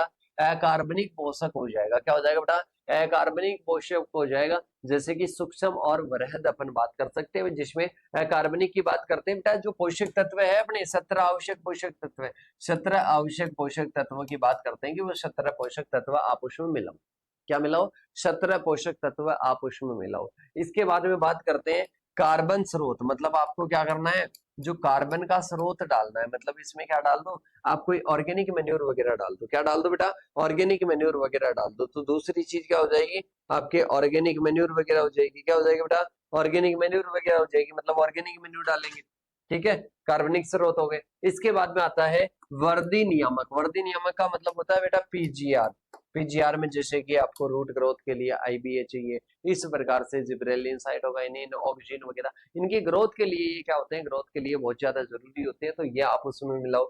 और इसके साथ में औशीकरण कारक, टॉसिकरण, मतलब इसको ठोस भी करना है बेटा, इसको तरल नहीं करना है, इसको ठोस भी करना है। तो ये सारी चीजें अपन मिलाते हैं। सबसे पहले देखो कार्बनिक पोषक तत्वों के रूप में अपन क्या मिलाते हैं, मैक्रो में एनपीके सीएमजीएच हो जाएगा, माइक्रो में बात करते हैं फेमन को जन्मोबक्कल निकल हो जाएगा, फेमन को जन्मोबक्कल निकल हो जाएगा। इसके बाद में कार्बन स्रोत की बात करते हैं, जैसे कि ये ऊर्जा प्रदान करते हैं, सुक्रोज हो जाएगा, सुक्रोज में क्या होता है, ग्लूकोज प्लस फ्रुक्टोज होता है, ये किस में पाई जाती है, गन्ने में भी पाई जाती है बेटा, किसमें पाई जाती है, गन्ने में भी। अगर ये अपन डालते हैं तो बेटा वर्दी अधिक होती है, ये अपन डालते हैं तो क्या होती है, वर्दी अधिक होती है, किसकी, कार्बन स्रोत डालते हैं तो। इसके बाद में बात करते हैं कार्बनिक स्रोत की, बात करते हैं विटामिन, एमिनो एसिड वगैरह, ये भी प्लांट के लिए क्या होते हैं बेटा, जरूरी होते हैं, तो ये मिलाए जाते हैं। फिर आते हैं प्लांट ग्रोथ रेगुलेटर्स है, प्लांट ग्रोथ रेगुलेटर्स में ऑक्सीजन अपन इसमें मिलाते हैं, जो कि क्या करता है, ऑक्सीजन वृद्धि करता है। आईबीए की बात करते हैं तो ये क्या करता है, रूट्स में क्या करता है, डेवलपमेंट करता है, मतलब रूट को क्या करता है बेटा, डेवलप करता है। इसके बाद में आ जाएगा जिब्रेलिन की बात करते हैं तो कैलस में क्या करता है, वृद्धि करता है, अरे क्या करता है, केलस में क्या करता है बेटा, वृद्धि करता है। साइटोकाइनिन की बात करते हैं तो कोशिका का क्या करता है, विभाजन करता है, मतलब सेल डिवीजन करता है, अरे क्या करता है बेटा, सेल डिवीजन करता है। तो ये ग्रोथ रेगुलेटर्स हो जाएंगे। ऑक्सीजन की वृद्धि करता है, इसके साथ में आईबीए से क्या होती है, जड़ की वृद्धि होती है, जिब्रेलिन से केलस की वृद्धि होती है, और साइटोकाइनिन से किसकी वृद्धि होती है, कोशिका विभाजन होता है। साइटोकाइनिन से क्या होता है बेटा, कोशिका विभाजन होता है, मतलब सेल डिवीजन होता है। फिर आता है टॉसिकरण कारक, मतलब अपन बात करते हैं अपना जो भी माध्यम है, अपना जो भी मीडिया है, जिसमें अपन कोई भी प्लांट ग्रो करते हैं, प्लांट को डेवलप करते हैं, तो बेटा इसके लिए अपन क्या मिलाते हैं, ठोसीकरण कारक मिलाते हैं, क्या मिलाते हैं, ठोसीकरण कारक मिलाते हैं। जैसे कि बात करते हैं संवर्धन माध्यम को ठोस बनाने या अर्ध ठोस बनाने के लिए एगार 0.5% काम में लेते हैं, 0.1 क्या लेते हैं बेटा, NaOH काम में लेते हैं। इसके साथ में 5 से 6 के मध्य पीएच रखने के लिए मिलाते हैं NaOH। इसके साथ में ही अपन बात करते हैं 5 से कम पीएच होता है, 5 से कम होता है तो वो ठोस होता है। और इसके साथ में ही अगर बात करते हैं 6 से अधिक, मतलब अपन बात करते हैं पीएच जब 5 से कम या 6 से अधिक होगा तो भाई साहब वो ठोस बन जाएगा, ठीक है, अधिक कठोर बन जाएगा, वो आपको बनाना नहीं है। तो 5 से 6 पीएच आपको रखना है, कितना रखना है बेटा, 5 से 6 पीएच आपको रखना है। तो ये अपने हो जाएंगे, जो कि अपन किस में मिलाते हैं बेटा, माध्यम में मिलाते हैं, किस में मिलाते हैं, माध्यम में मिलाते हैं। अब इसके बाद में आते हैं ग्रोथ रेगुलेटर्स, जिनको अपन क्या करते हैं बेटा, प्रयोग में लेते हैं, जिनको क्या करते हैं अपन उपयोग में लेते हैं। अरे ग्रोथ रेगुलेटर्स ऐसे नहीं है कि वो ग्रोथ को बढ़ाते हैं, हमेशा ग्रोथ रिटार्डेंट भी होते हैं, जैसे कि साइकोसिल हो जाएगा, ठीक है, एबीए हो जाएगा, ये क्या करते हैं बेटा, ये अपन बात करते हैं ये ग्रोथ को रोकने में भी सहायक होते हैं। ये क्या करते हैं, ग्रोथ को रोकने में भी सहायक होते हैं। इसके बाद में बात करते हैं ग्रोथ प्रमोटर्स की बात करते हैं।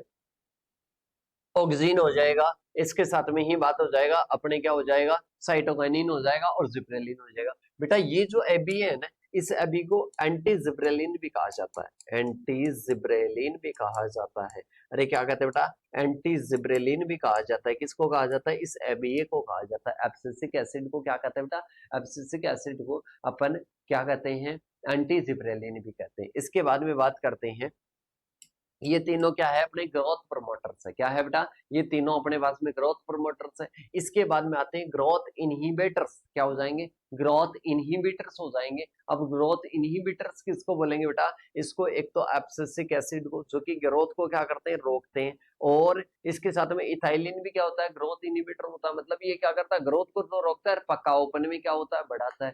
मतलब पकाने में क्या होता है, सहायक होता है। इसके बाद में बात करते हैं जैसे कि साइकोसिल हो गया, ट्रिपल सी हो गया। साइकोसिल की बात करते हैं तो साइकोसिल क्या हो जाएगा, साइकोसिल भी क्या करता है, ग्रोथ को रिटार्डेड, मतलब ग्रोथ को क्या करता है, कम करता है। अब इनके वर्क की बात करते हैं। सबसे पहला क्या करता है बेटा, ऑक्सीन क्या करता है, ऑक्सीन कलियों का निर्माण करता है। मतलब जो अपना प्लांट है, ये प्लांट है, तो इसके शीर्ष के निर्माण में, इसके शीर्ष में के निर्माण में कौन सहायक होता है, ऑक्सीन सहायक होता है। अरे कौन सहायक होता है बेटा, ऑक्सीन सहायक होता है। इसके बाद में होता है आईबी, आईबी की बात करते हैं, रूट का क्या करता है, फॉर्मेशन करता है। क्या करता है बेटा, रूट का फॉर्मेशन करता है। जिब्रेलिन की बात करते हैं, कैलस की क्या करता है, डेवलपमेंट करता है। किस, कैलस की क्या करता है बेटा, ग्रोथ करता है। इसके बाद में साइटोकाइनिन की बात करते हैं, सेल डिवीजन में क्या होता है, सहायक होता है। और ये डोरमेंसी को भी दूर करता है। कौन करता है बेटा, जिब्रेलिन, एंटी जिब्रेलिन होता है जो डोरमेंसी को बढ़ाता है। कौन, एब्सिसिक एसिड।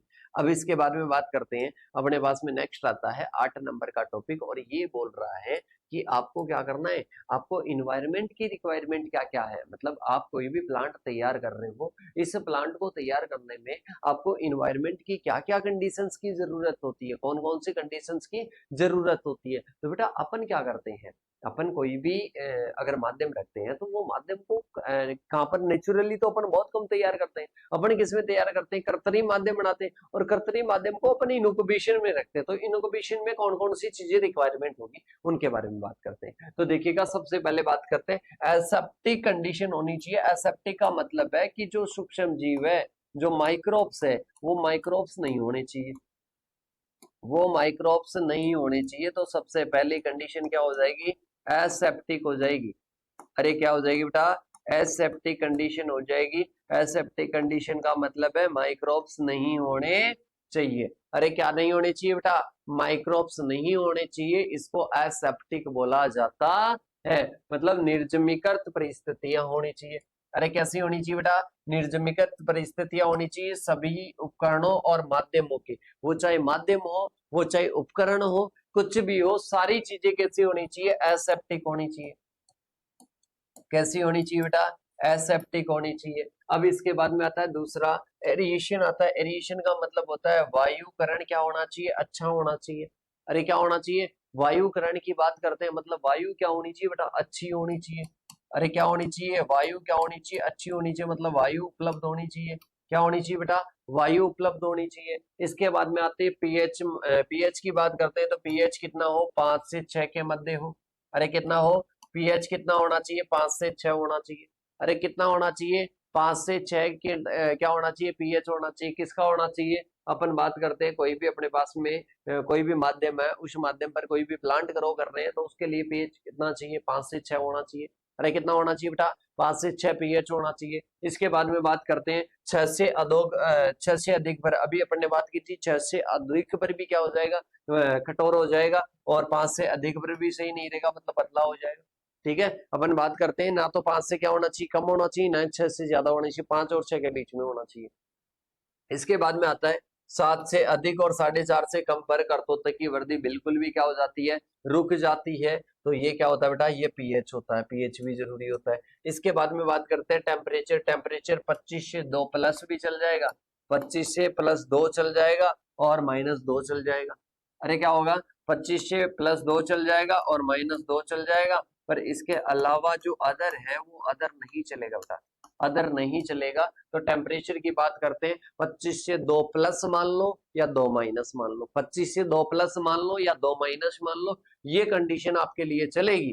टेम्परेचर की कौन सी कंडीशन चलेगी? टेम्परेचर की कंडीशन चलेगी 25 से 2 प्लस, 25 प्लस 2 या माइनस 2, ये वाले कंडीशन चलेगी। ये कहां पर होता है? इनक्यूबेटर में होता है। कहां पर होता है? इनक्यूबेटर में होता है। इनक्यूबेटर में 25 से प्लस 2 हो और 25 से माइनस 2 हो, ये वाली कंडीशन तो चलेगी, बाकी कंडीशन नहीं चलेगी। ठीक है, ये टेम्परेचर अपने को कंट्रोल करना है। इसके बाद में अपन चलते हैं लाइट की बात करते हैं। इनक्यूबेटर में अपने को 1000 लक्स वाली, अरे 1000 लक्स वाली प्रकाश की अवधि अपने को चाहिए। क्या चाहिए बेटा? 1000 लक्स वाली प्रकाश की क्या चाहिए? तीव्रता चाहिए। क्या चाहिए?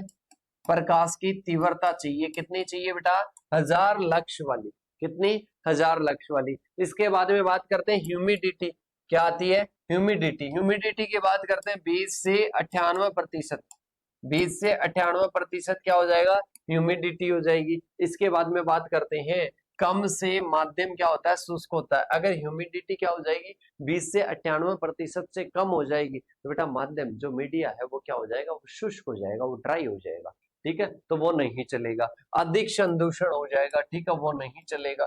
ठीक है, अपन बात करते हैं फिर आपने अधिक से तो संदूषण हो जाएगा, अधिक से तो कॉन्टामिनेशन हो जाएगा, माइक्रोब से डेवलप हो जाएंगे। और अगर कम होगी तो माध्यम कैसा हो जाएगा? शुष्क हो जाएगा, ड्राई हो जाएगा, उसमें ग्रोथ अच्छे से नहीं होगी। फिर इसके बाद में बात करते हैं सेकर सिस्टम। कोशिका संवर्धन के लिए, वायुकरण बनाए रखने के लिए क्या करते हैं? सेकर सिस्टम का क्या करते हैं बेटा? प्रयोग करते हैं। किसका करते हैं? सेकर सिस्टम का। सब कल्चरिंग का मतलब होता है वृद्धि विकास का नियमित क्या करना? नियमित निरीक्षण करना। क्या करना बेटा? नियंत्रित क्या करना? विकास करना। अब इसके बाद में अपना कोई भी प्लांट तैयार हो जाता है तो प्लांट तैयार होने के बाद में अपने गमलों में ट्रांसफर करते हैं, तो वो भी क्या होना चाहिए बेटा? ट्रांसपोर्टेशन हो जाएगा। ठीक है, तो ये सारी चीजें हैं जो कंडीशन में अपने को क्या करनी है? ध्यान रखनी है। इन्वायरमेंट की रिक्वायरमेंट होती है, ऐसे इन्वायरमेंट की क्या होती है बेटा? रिक्वायरमेंट होती है। ट्रांसपोर्टेशन करके मतलब उसको धीरे धीरे क्या करते हैं? क्या बनाते हैं उसको? क्या बनाते हैं? उसको अनुकूल बनाते हैं। किसके अनुकूल बनाते हैं? अपने पर्यावरण के अनुकूल बनाते हैं। इसके बाद में आता है अपने जेनेटिक कंट्रोल ऑफ रीजनरेशन। क्या हो जाएगा? जेनेटिक कंट्रोल ऑफ रीजनरेशन हो जाएगा। जेनेटिक कंट्रोल का मतलब क्या होता है? आनुवंशिक। जेनेटिक कंट्रोल का मतलब क्या होता है? आनुवंशिक नियंत्रण करना है। अरे क्या करना है? आनुवंशिक नियंत्रण करना है। अरे क्या करना है बेटा? आनुवंशिक नियंत्रण करना है। तो देखिएगा, आनुवंशिक नियंत्रण की बात करते हैं तो पादपों में सती से रिकवर होने की शक्तिशाली क्षमता विकसित हो चुकी है। मतलब जेनेटिक कंट्रोल की बात करते हैं तो पादपों में सती से रिकवर, मतलब कोई भी क्षति हो जाए, कोई भी नुकसान हो जाए तो उससे रिकवर होने की क्षमता क्या हो चुकी है? डेवलप हो चुकी है। अपन बात करते हैं 3 प्रकार का होता है। तीन मुख्य रूप से 3 प्रकार का क्या होता है? रीजनरेशन होता है। क्या होता है बेटा? 3 प्रकार का क्या होता है? रीजनरेशन होता है। तीनों के बारे में समझना। पहला होता है उत्तक, दूसरा होता है डी नोवो, और तीसरा क्या होता है बेटा? तीसरा अपने होता है कायिक। क्या होता है? कायिक होता है। इसमें अलग अलग चीजें होती है। आनुवंशिक नियंत्रण के लिए 3 कारक क्या होते हैं? 3 कारक जरूरी होते हैं। सबसे पहला कारक होता है हार्मोन सिग्नल। क्या हो जाएगा? हार्मोन सिग्नल हो जाएगा। ट्रांसक्रिप्शन कारक आ जाएगा और एपिजेनेटिक कारक आ जाएंगे। ठीक है, ये कारक क्या करते हैं? जो बात करते हैं आनुवंशिक नियंत्रण करते हैं। तीनों कारक क्या होते हैं बेटा? जरूरी होते हैं। तीनों कारक क्या होते हैं? जरूरी होते हैं। अब इसके बाद में समझिएगा, इसके बाद में आता है मैन प्लांट का रीजनरेशन के पाथवे की बात करते हैं। किसकी बात करते हैं? पाथवे की बात करते हैं। इसके रास्ते की बात करते हैं कि ये कहां से लेकर कहां तक जाता है। ये कहां से लेकर कहां तक जाता है? तो देखिएगा बेटा, सबसे पहले बात करते हैं ऑर्गेनोजेनेसिस में क्या होता है। मैंने आपको बताया था कि टिश्यू कल्चर में कोई भी कर्तोतक डालते हैं, कोई भी माध्यम में कर्तोतक डालते हैं। इस कर्तोतक से अगर कोई ऑर्गन बन रहा है, कोई भी अपन ने क्या डाला बेटा? कोई भी माध्यम में अपन ने कोई भी सेल का प्लांट डाल दिया। अब इससे क्या बन गई? रूट बन गई। इससे क्या बन गई? रूट बन गई। तो ये अपने क्या होता है? ऑर्गेनोजेनेसिस होता है। कोई भी प्रवाह बन गया और कुछ भी स्टेम वगैरह बन गया, इसको ऑर्गेनोजेनेसिस कहते हैं। मतलब अगर ऑर्गन बन जाते हैं तो उनको ऑर्गेनोजेनेसिस कहते हैं। टिश्यू कल्चर में कर्तोतक की कोशिकाओं से अपस्थानिक मूल या तने या पुष्पकलिका आदि के निर्माण की प्रक्रिया को क्या कहते हैं बेटा? ऑर्गेनोजेनेसिस कहते हैं। क्या कहते हैं बेटा? ऑर्गेनोजेनेसिस कहते हैं। फिर आता है रीडिफरेंशिएशन। क्या आता है बेटा? रीडिफरेंशिएशन आता है। री का मतलब होता है दोबारा, री का मतलब क्या होता है दोबारा। वैसे तो मैंने बता दिया था री डिफरेंशिएशन क्या होता है, केलस की अविभेदित जो अपने कोशिकाएं होती है उनके विभेदन से पादप अंगों का क्या होता है निर्माण होता है, तो इसको री डिफरेंशिएशन कहते हैं। अब इसके बाद में आता है कॉलजेनेसिस। क्या आता है कॉलजेनेसिस, कॉलजेनेसिस की बात करते हैं जब केलस उत्तक से केवल अपस्थानिक प्रवाह का निर्माण होता है तो इसको क्या कहते हैं कॉलजेनेसिस कहते हैं, क्लोजेनेसिस कहते हैं, सॉरी क्लोजेनेसिस कहते हैं। एक होता है राइजोजेनेसिस, ओनली प्रवाह का निर्माण होता है उस कंडीशन को बोल रहे हैं। एक होता है राइजोजेनेसिस, राइजोजेनेसिस से ओनली रूट का निर्माण होता है, अपस्थानिक रूट का निर्माण होता है तो उसको राइजोजेनेसिस कहते हैं। एक होता है ऑर्गेनोइड्स, ऑर्गेनोइड्स में क्या होता है अपन कोई कभी भी क्या होता है अंग जनन में क्या हो जाती है त्रुटि हो जाती है और उससे अनियमित कोई भी संरचना बन जाती है, मतलब अपन कोई ऑर्गेनोजेनेसिस हो रहा था मतलब कोई अंग का निर्माण हो रहा था और अंग का निर्माण नहीं हुआ और अंग का निर्माण नहीं होने के कारण कोई ऐसी अनियमित संरचना बन जाती है। क्या बन जाती है बेटा, अनियमित संरचना बन जाती है, अनियमित क्या बन जाती है संरचना बन जाती है, उसको अपन क्या कहते हैं उसको ऑर्गेनोइड्स कहते हैं। उसको क्या कहते हैं बेटा ऑर्गेनोइड्स कहा जाता है। अरे क्या कहते हैं बेटा ऑर्गेनोइड्स कहते हैं। इसके बाद में आता है बेटा नेक्स्ट मेरिस्टेमोइड्स। क्या आता है मेरिस्टेमोइड्स आता है, ये टर्मिनोलॉजी है तो देखिएगा यह विभज्योतक कोशिकाओं का एक स्थानीय समूह होता है जो कि केलस उत्तक में बनता है और जिसे आगे चलकर क्या बनता है एक पादप बनता है। मतलब समझिएगा मेरिस्टेमोइड्स किसको बोलेंगे, यह एक क्या है विभज्योतक कोशिकाओं का क्या है बेटा एक स्थानीय समूह होता है। क्या होता है एक स्थानीय समूह होता है, क्या होता है स्थानीय समूह होता है जो कि केलस उत्तक में जाकर बनता है और जिससे आगे चलकर एक क्या होता है नए प्लांट का निर्माण होता है। क्या होता है बेटा एक नए प्लांट का निर्माण होता है। इसके अलग अलग प्रकार होते हैं। क्या होते हैं बेटा अलग अलग प्रकार होते हैं। किसके होते हैं ऑर्गेनोजेनेसिस के अलग अलग प्रकार होते हैं। किसर कौन कौन से प्रकार होते हैं, एक होता है डायरेक्ट, एक होता है इनडायरेक्ट, एक होता है डायरेक्ट, एक होता है इनडायरेक्ट। यह आपको पूछ ले कि ऑर्गेनोजेनेसिस के लिए जो ऑर्गेनोजेनेसिस की जो प्रोसेस होती है उसके लिए क्या क्या रिक्वायरमेंट होती है। उसके लिए एक तो O2 का संतुलन चाहिए, एक ऑक्सीजन चाहिए, एक पोटेशियम चाहिए, एक नाइट्रोजन की मात्रा चाहिए। डायरेक्ट का मतलब क्या होता है बेटा, डायरेक्ट का मतलब होता है जब अपन बात करते हैं ऑक्सीजन या साइटोकाइनिन की मात्रा में क्या होती है बहुत अधिक अंतर होता है तो कर्तोतक से सीधा क्या बन जाता है, अरे सीधा क्या बन जाता है प्रवाह बन जाता है, मूल बन जाता है। कर्तोतक से कैलस नहीं बनेगा, एक्स प्लांट से कैलस नहीं बनेगा, सीधा अपने पास में क्या बन जाएगा बेटा, अरे सीधा क्या बन जाएगा सीधा अपने प्रवाह बन जाएगा, सीधा अपने को मूल बन जाएगा, मतलब कैलस नहीं बनेगा। अरे क्या नहीं बनेगा कैलस नहीं बनेगा तो इसको डायरेक्ट कहते हैं। इनडायरेक्ट में क्या होता है, इनडायरेक्ट में जो साइटोकाइनिन ये कब होता है, ये सीधे कब बनते हैं, ये तब बनते हैं जब ऑक्सीजन और साइटोकाइनिन में क्या होता है बहुत अति अंतर होता है।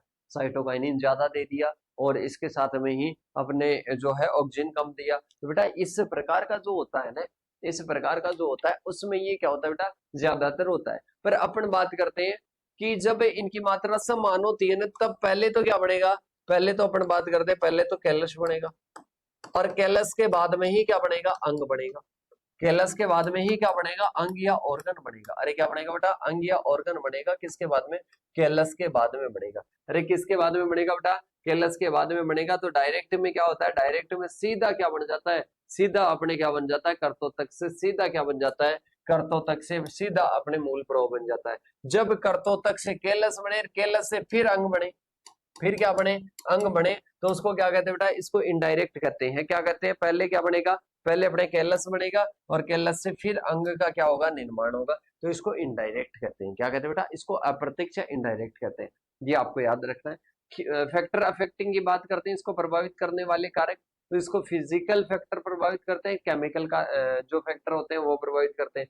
केमिकल की तो अपन ने बात कर ली कि केमिकल में क्या होता है बेटा, केमिकल में अगर साइटोकाइनिन और जो ऑक्सीजन है वो बराबर रखते हैं तो क्या होता है इनडायरेक्ट होता है। कौन सा होता है इनडायरेक्ट होता है, कैलस भी बढ़ता है। पर अगर दोनों में अधिक अंतर रख दिया तब नहीं होगा ये। ठीक है तो बात करिएगा फिजिकल फैक्टर की बात करते हैं, क्वालिटी ऑफ लाइट हो जाएगा और टेम्परेचर हो जाएगा। क्या हो जाएगा क्वालिटी ऑफ लाइट हो जाएगा और टेम्परेचर हो जाएगा। मतलब बात करते हैं लाल जो लाइट होती है, लाल प्रकाश होता है उसमें मूल का निर्माण होता है। लाल जो प्रकाश होता है उसमें क्या होता है मूल का निर्माण होता है। अरे क्या होता है मूल का निर्माण होता है। नीले में किसका निर्माण होता है बेटा, परोह का निर्माण होता है। अरे किसका निर्माण होता है, प्रवाह का निर्माण होता है। Temperature 18 degree centigrade, 18 degree centigrade में क्या होता है, परोह कलिका का विभाजन होता है। किसका होता है, परोह कलिका का विभाजन होता है। तो ये अपने क्या हो जाएगा, टेम्परेचर 18 पर हो जाएगा। इसके बाद में बात करते हैं केमिकल प्लांट हार्मोन की बात करते हैं, तो साइटोकाइनिन से क्या होता है, परोह कलिका का निर्माण होता है। किसका निर्माण होता है बेटा, परोह कलिका का निर्माण होता है। परोह कलिका का क्या होता है, निर्माण होता है। किससे, साइटोकाइनिन से। ऑक्सीजन से मूल का निर्माण होता है। ठीक है, तो ये अपने क्या होता है बेटा, ये अपने होता है प्लांट हार्मोन। ठीक है, ऑक्सीजन इनहिबिटर की बात करते हैं, जैसे कि एडेनिन हो गया, फास्फेट हो गया, ये क्या करते हैं बेटा, ये प्रभावित करते हैं। किसको प्रभावित करते हैं, ये अपने जो ऑर्गेनोजेनेसिस होता है, मतलब ऑर्गेनोजेनेसिस जो अंग बनते हैं, उस प्रक्रिया को प्रभावित करते हैं। अब इसके बाद में आता है बेटा अपने पास में सोमेटिक एम्ब्रियोजेनेसिस। वही होगा, लगभग वही प्रोसेस होगी, जो कौन कौन से रिक्वायरमेंट चाहिए, वो भी वही चीजें चाहिए, O2 वगैरह, पोटेशियम वगैरह, नाइट्रोजन स्रोत वगैरह। देखो इसमें क्या होता है, सोमेटिक मतलब सोमेटिक सेल्स के द्वारा, सोमेटिक सेल्स के द्वारा, सोमेटिक सेल्स के द्वारा क्या बनता है, सेल्स के द्वारा क्या बनता है, एम्ब्रियो बनता है। सोमेटिक सेल्स के द्वारा एम्ब्रियो बनता है, तो उसको सोमेटिक क्या कहते हैं, एम्ब्रियोजेनेसिस कहते हैं। देखिएगा, सबसे पहले बात करते हैं एकल भ्रूण जनित कोशिका से भ्रूण के निर्माण की प्रक्रिया को क्या कहते हैं, एम्ब्रियोजेनेसिस कहते हैं। अरे क्या कहते हैं, एम्ब्रियोजेनेसिस कहते हैं। मतलब एकल भ्रूण जनित कोई कोशिका है, उससे भ्रूण का निर्माण हो रहा है। एकल भ्रूण जनित कोई कोशिका है, उससे भ्रूण का निर्माण हो रहा है, तो उस प्रोसेस को क्या कहते हैं, एम्ब्रियोजेनेसिस कहते हैं। क्या कहते हैं बेटा, एम्ब्रियोजेनेसिस कहते हैं। मतलब एकल भ्रूण जनित कोशिका से भ्रूण का निर्माण हो रहा है। किसका निर्माण हो रहा है बेटा, भ्रूण का निर्माण हो रहा है, तो उसको क्या कहते हैं, उसको एम्ब्रियोजेनेसिस कहते हैं। क्या कहते हैं बेटा, एम्ब्रियोजेनेसिस कहते हैं। इसके बाद में आता है जाइगोटिक भ्रूण। क्या होता है, जाइगोटिक भ्रूण होता है ऐसा भ्रूण जो कि जाइगोट से प्राप्त होता है। किससे प्राप्त होता है, जाइगोट से जो भ्रूण प्राप्त होता है, उसको क्या कहते हैं, जाइगोटिक भ्रूण कहते हैं। अरे क्या कहते हैं बेटा, जाइगोटिक भ्रूण होता है। क्या होता है, जाइगोटिक भ्रूण होता है। इसके बाद में होता है सोमेटिक एम्ब्रियो। मतलब इसमें भी एम्ब्रियो दो प्रकार के होते हैं, जाइगोटिक जो कि जाइगोट से बनता है, सोमेटिक, सोमेटिक की बात करते हैं ऐसा भ्रूण जो कि कैलस की अविभेदित कायिक कोशिकाओं से विकसित होता है, उसको सोमेटिक कहते हैं। उसको क्या कहते हैं बेटा, सोमेटिक कहते हैं। तो देखिएगा, अपन सोमेटिक एम्ब्रियोजेनेसिस होता है, सोमेटिक एम्ब्रियोजेनेसिस में क्या होता है, कायिक कोशिका से कायिक भ्रूण का निर्माण की प्रक्रिया क्या होती है, सोमेटिक होता है। क्या होता है बेटा, सोमेटिक एम्ब्रियोजेनेसिस होता है। एम्ब्रियोइड की बात करते हैं, जो जाइगोटिक भ्रूण होता है उसकी तुलना में कायिक भ्रूण क्या होता है, छोटा और सुसंगठित होता है। मतलब अपन मान सकते हैं कि सोमेटिक जो एम्ब्रियो होता है वो बेस्ट रहता है। इसके बाद में आता है टाइप्स की बात करते हैं, डायरेक्ट एम्ब्रियोजेनेसिस। डायरेक्ट में क्या होता है, जब कर्तोतक की कोशिकाएं कैलस का निर्माण न करेगी, वही बात आ जाएगी, कैलस का निर्माण नहीं करेगी और सीधा किसका निर्माण हो जाएगा, एम्ब्रियो का या भ्रूण का निर्माण हो जाएगा। इसको अपन क्या बोलते हैं, और चार्ट घास में होता है सीधा जो बढ़ता है उसको डायरेक्ट कहते हैं। इनडायरेक्ट होता है बेटा, एक क्या होता है अपने पास में, इनडायरेक्ट होता है। इनडायरेक्ट की अपन बात करते हैं तो इनडायरेक्ट में क्या होगा, जब कर्तोतक की कोशिकाएं, जब कर्तोतक की कोशिकाएं क्या होती है बेटा, जब कर्तोतक की कोशिकाएं पहले कैलस में विकसित होती है और फिर कैलस की किसी भ्रूण जनित कोशिका से क्या होता है, कायिक का निर्माण होता है। मतलब पहले क्या होता है, कर्तोतक है, कर्तोतक होता है, और ये कर्तोतक क्या होगा बेटा, इस कर्तोतक के द्वारा बनेगा कैलस बनेगा, इसके द्वारा कैलस बनेगा और कैलस के द्वारा भ्रूण बन जाएगा। कैलस के द्वारा क्या बन जाएगा, भ्रूण बन जाएगा। तो इसको इनडायरेक्ट कहते हैं। क्या कहते हैं बेटा, इसको इनडायरेक्ट कहते हैं। इसके बाद में आता है 11 नंबर का, जिसमें अपन बात करते हैं माइक्रो प्रोपेगेशन के मेथड्स, डेफिनेशन, स्टेज और इंपॉर्टेंस। किसकी बात करते हैं बेटा, माइक्रो प्रोपेगेशन की डेफिनेशन, मेथड, स्टेज। स्टेज के बारे में क्वेश्चन पूछा जाता है, सिग्निफिकेंस का पूछा जाता है, डेफिनेशन रहेगी तो डेफिनेशन का भी पूछा जाता है। ठीक है, और यहाँ पर देखिएगा, सबसे पहले अपन बात करते हैं माइक्रो प्रोपेगेशन क्या होता है, उत्तक संवर्धन तकनीकियों द्वारा वानस्पतिक प्रसारण को कम से कम करने में अधिक से अधिक समय लगते हैं। मतलब पौधे उत्पन्न करवाते हैं, उसमें अधिक से अधिक लगता है, तो इसको क्या कहते हैं, माइक्रो प्रोपेगेशन कहते हैं। मतलब कम समय में अधिक पौधे तैयार करते हैं, और किसके द्वारा, टिश्यू कल्चर के द्वारा तैयार करते हैं, तो इसको माइक्रो प्रोपेगेशन कहते हैं। इसमें अलग अलग मेथड होते हैं। सबसे पहले क्या होता है, ऑक्सिलरी बड। मतलब इसमें ऑक्सिलरी बड का लेकर इसका क्या करते हैं, संवर्धन करते हैं। बल्ब और कोई अपने पास में क्या होती है, अपने पास में कोई अपस्थानिक जड़ होती है, अपस्थानिक जड़ का प्रयोग करके, कायिक भ्रूण जनन का प्रयोग करके, सोमेटिक एम्ब्रियोजेनेसिस का प्रयोग करके, इसके साथ में ऑर्गेनोजेनेसिस का प्रयोग करके, इनके द्वारा प्रयोग करके अपने क्या करते हैं, माइक्रो प्रोपेगेशन करते हैं। देखो स्टेज की बात करते हैं, स्टेज में सबसे पहले बात करते हैं सूक्ष्म प्रवर्धन द्वारा पौधे उत्पन्न कराने के लिए संपूर्ण जो उत्पादन है उसको मोरासिस ने 4 अवस्थाओं में डिवाइड किया। जो मोरासिस नामक वैज्ञानिक थे उन्होंने 4 अवस्थाओं में डिवाइड किया। 4 अवस्थाओं में सबसे पहली अवस्था है जिसमें अवस्था प्रथम से तृतीय तक क्या करते हैं बेटा, इसमें पात्रो अवस्थाएं होती है, मतलब बात करते हैं इनविट्रो होती है, मतलब प्रथम से लेकर तृतीय तक तो पात्र में रहेगा, मतलब इनविट्रो में ही रहेगा, कंट्रोल्ड इन्वायरमेंट में ही रहेगा। फर्स्ट से लेकर थर्ड तक कंट्रोल्ड इन्वायरमेंट में ही रहेगा। इसके बाद में अपने पास में आता है स्टेज फोर्थ में ग्रीन हाउस में पूर्ण होती है। कहां पर होती है, ग्रीन हाउस में क्या होती है, पूर्ण होती है। तो देखिएगा बेटा अवस्था फर्स्ट से लेकर थर्ड कहां तक होती है, इनविट्रो में होती है, मतलब वहां पर प्लांट को क्या करते हैं, ग्रो करते हैं। और स्टेज फोर में कहां पर ट्रांसफर कर देते हैं, ग्रीन हाउस में ट्रांसफर कर देते हैं। किस में कर देते हैं, ग्रीन हाउस में क्या कर देते हैं बेटा, इसको ट्रांसफर कर देते हैं। जो दीपरग है और इसके साथ में जो मीने हैं, इन्होंने एक और प्रावस्था दी जो जीरो प्रावस्था। क्या दिया उन्होंने, जीरो स्टेज का नाम दिया कि जीरो स्टेज भी होती है। ठीक है, ये प्रावस्थाओं के बारे में ध्यान रखना बेटा। सबसे पहले आती है अपने पास में कौन सी, स्टेज सुनने, जो कि लास्ट में वैज्ञानिक ने और क्या कर दी, ऐड कर दी, उसके बारे में भी तो पढ़े। तो संवर्धन माध्यम के लिए स्टॉक और इनका क्या करते हैं, तैयार करते हैं, मतलब एक तो एक्सप्लांट को अपन लाते हैं, एक मीडिया तैयार करते हैं। तो ये क्या हो जाता है बेटा, ये स्टेज सुनने हो जाती है, ये क्या हो जाती है, सुनने स्टेज हो जाती है। फिर आती है अवस्था प्रथम, इसमें एसेप्टिक कल्चर, मतलब क्या करते हैं, जो कल्चर होता है उसको एसेप्टिक वगैरह बनाते हैं और उसकी अपन क्या करते हैं, स्थापना करते हैं।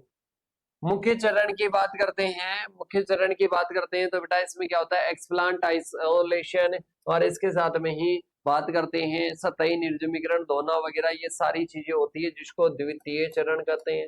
अरे क्या कहते हैं, द्वितीय चरण कहते हैं। ठीक है, ये अपने होती है। ठीक है, द्वितीय अवस्था कहते हैं।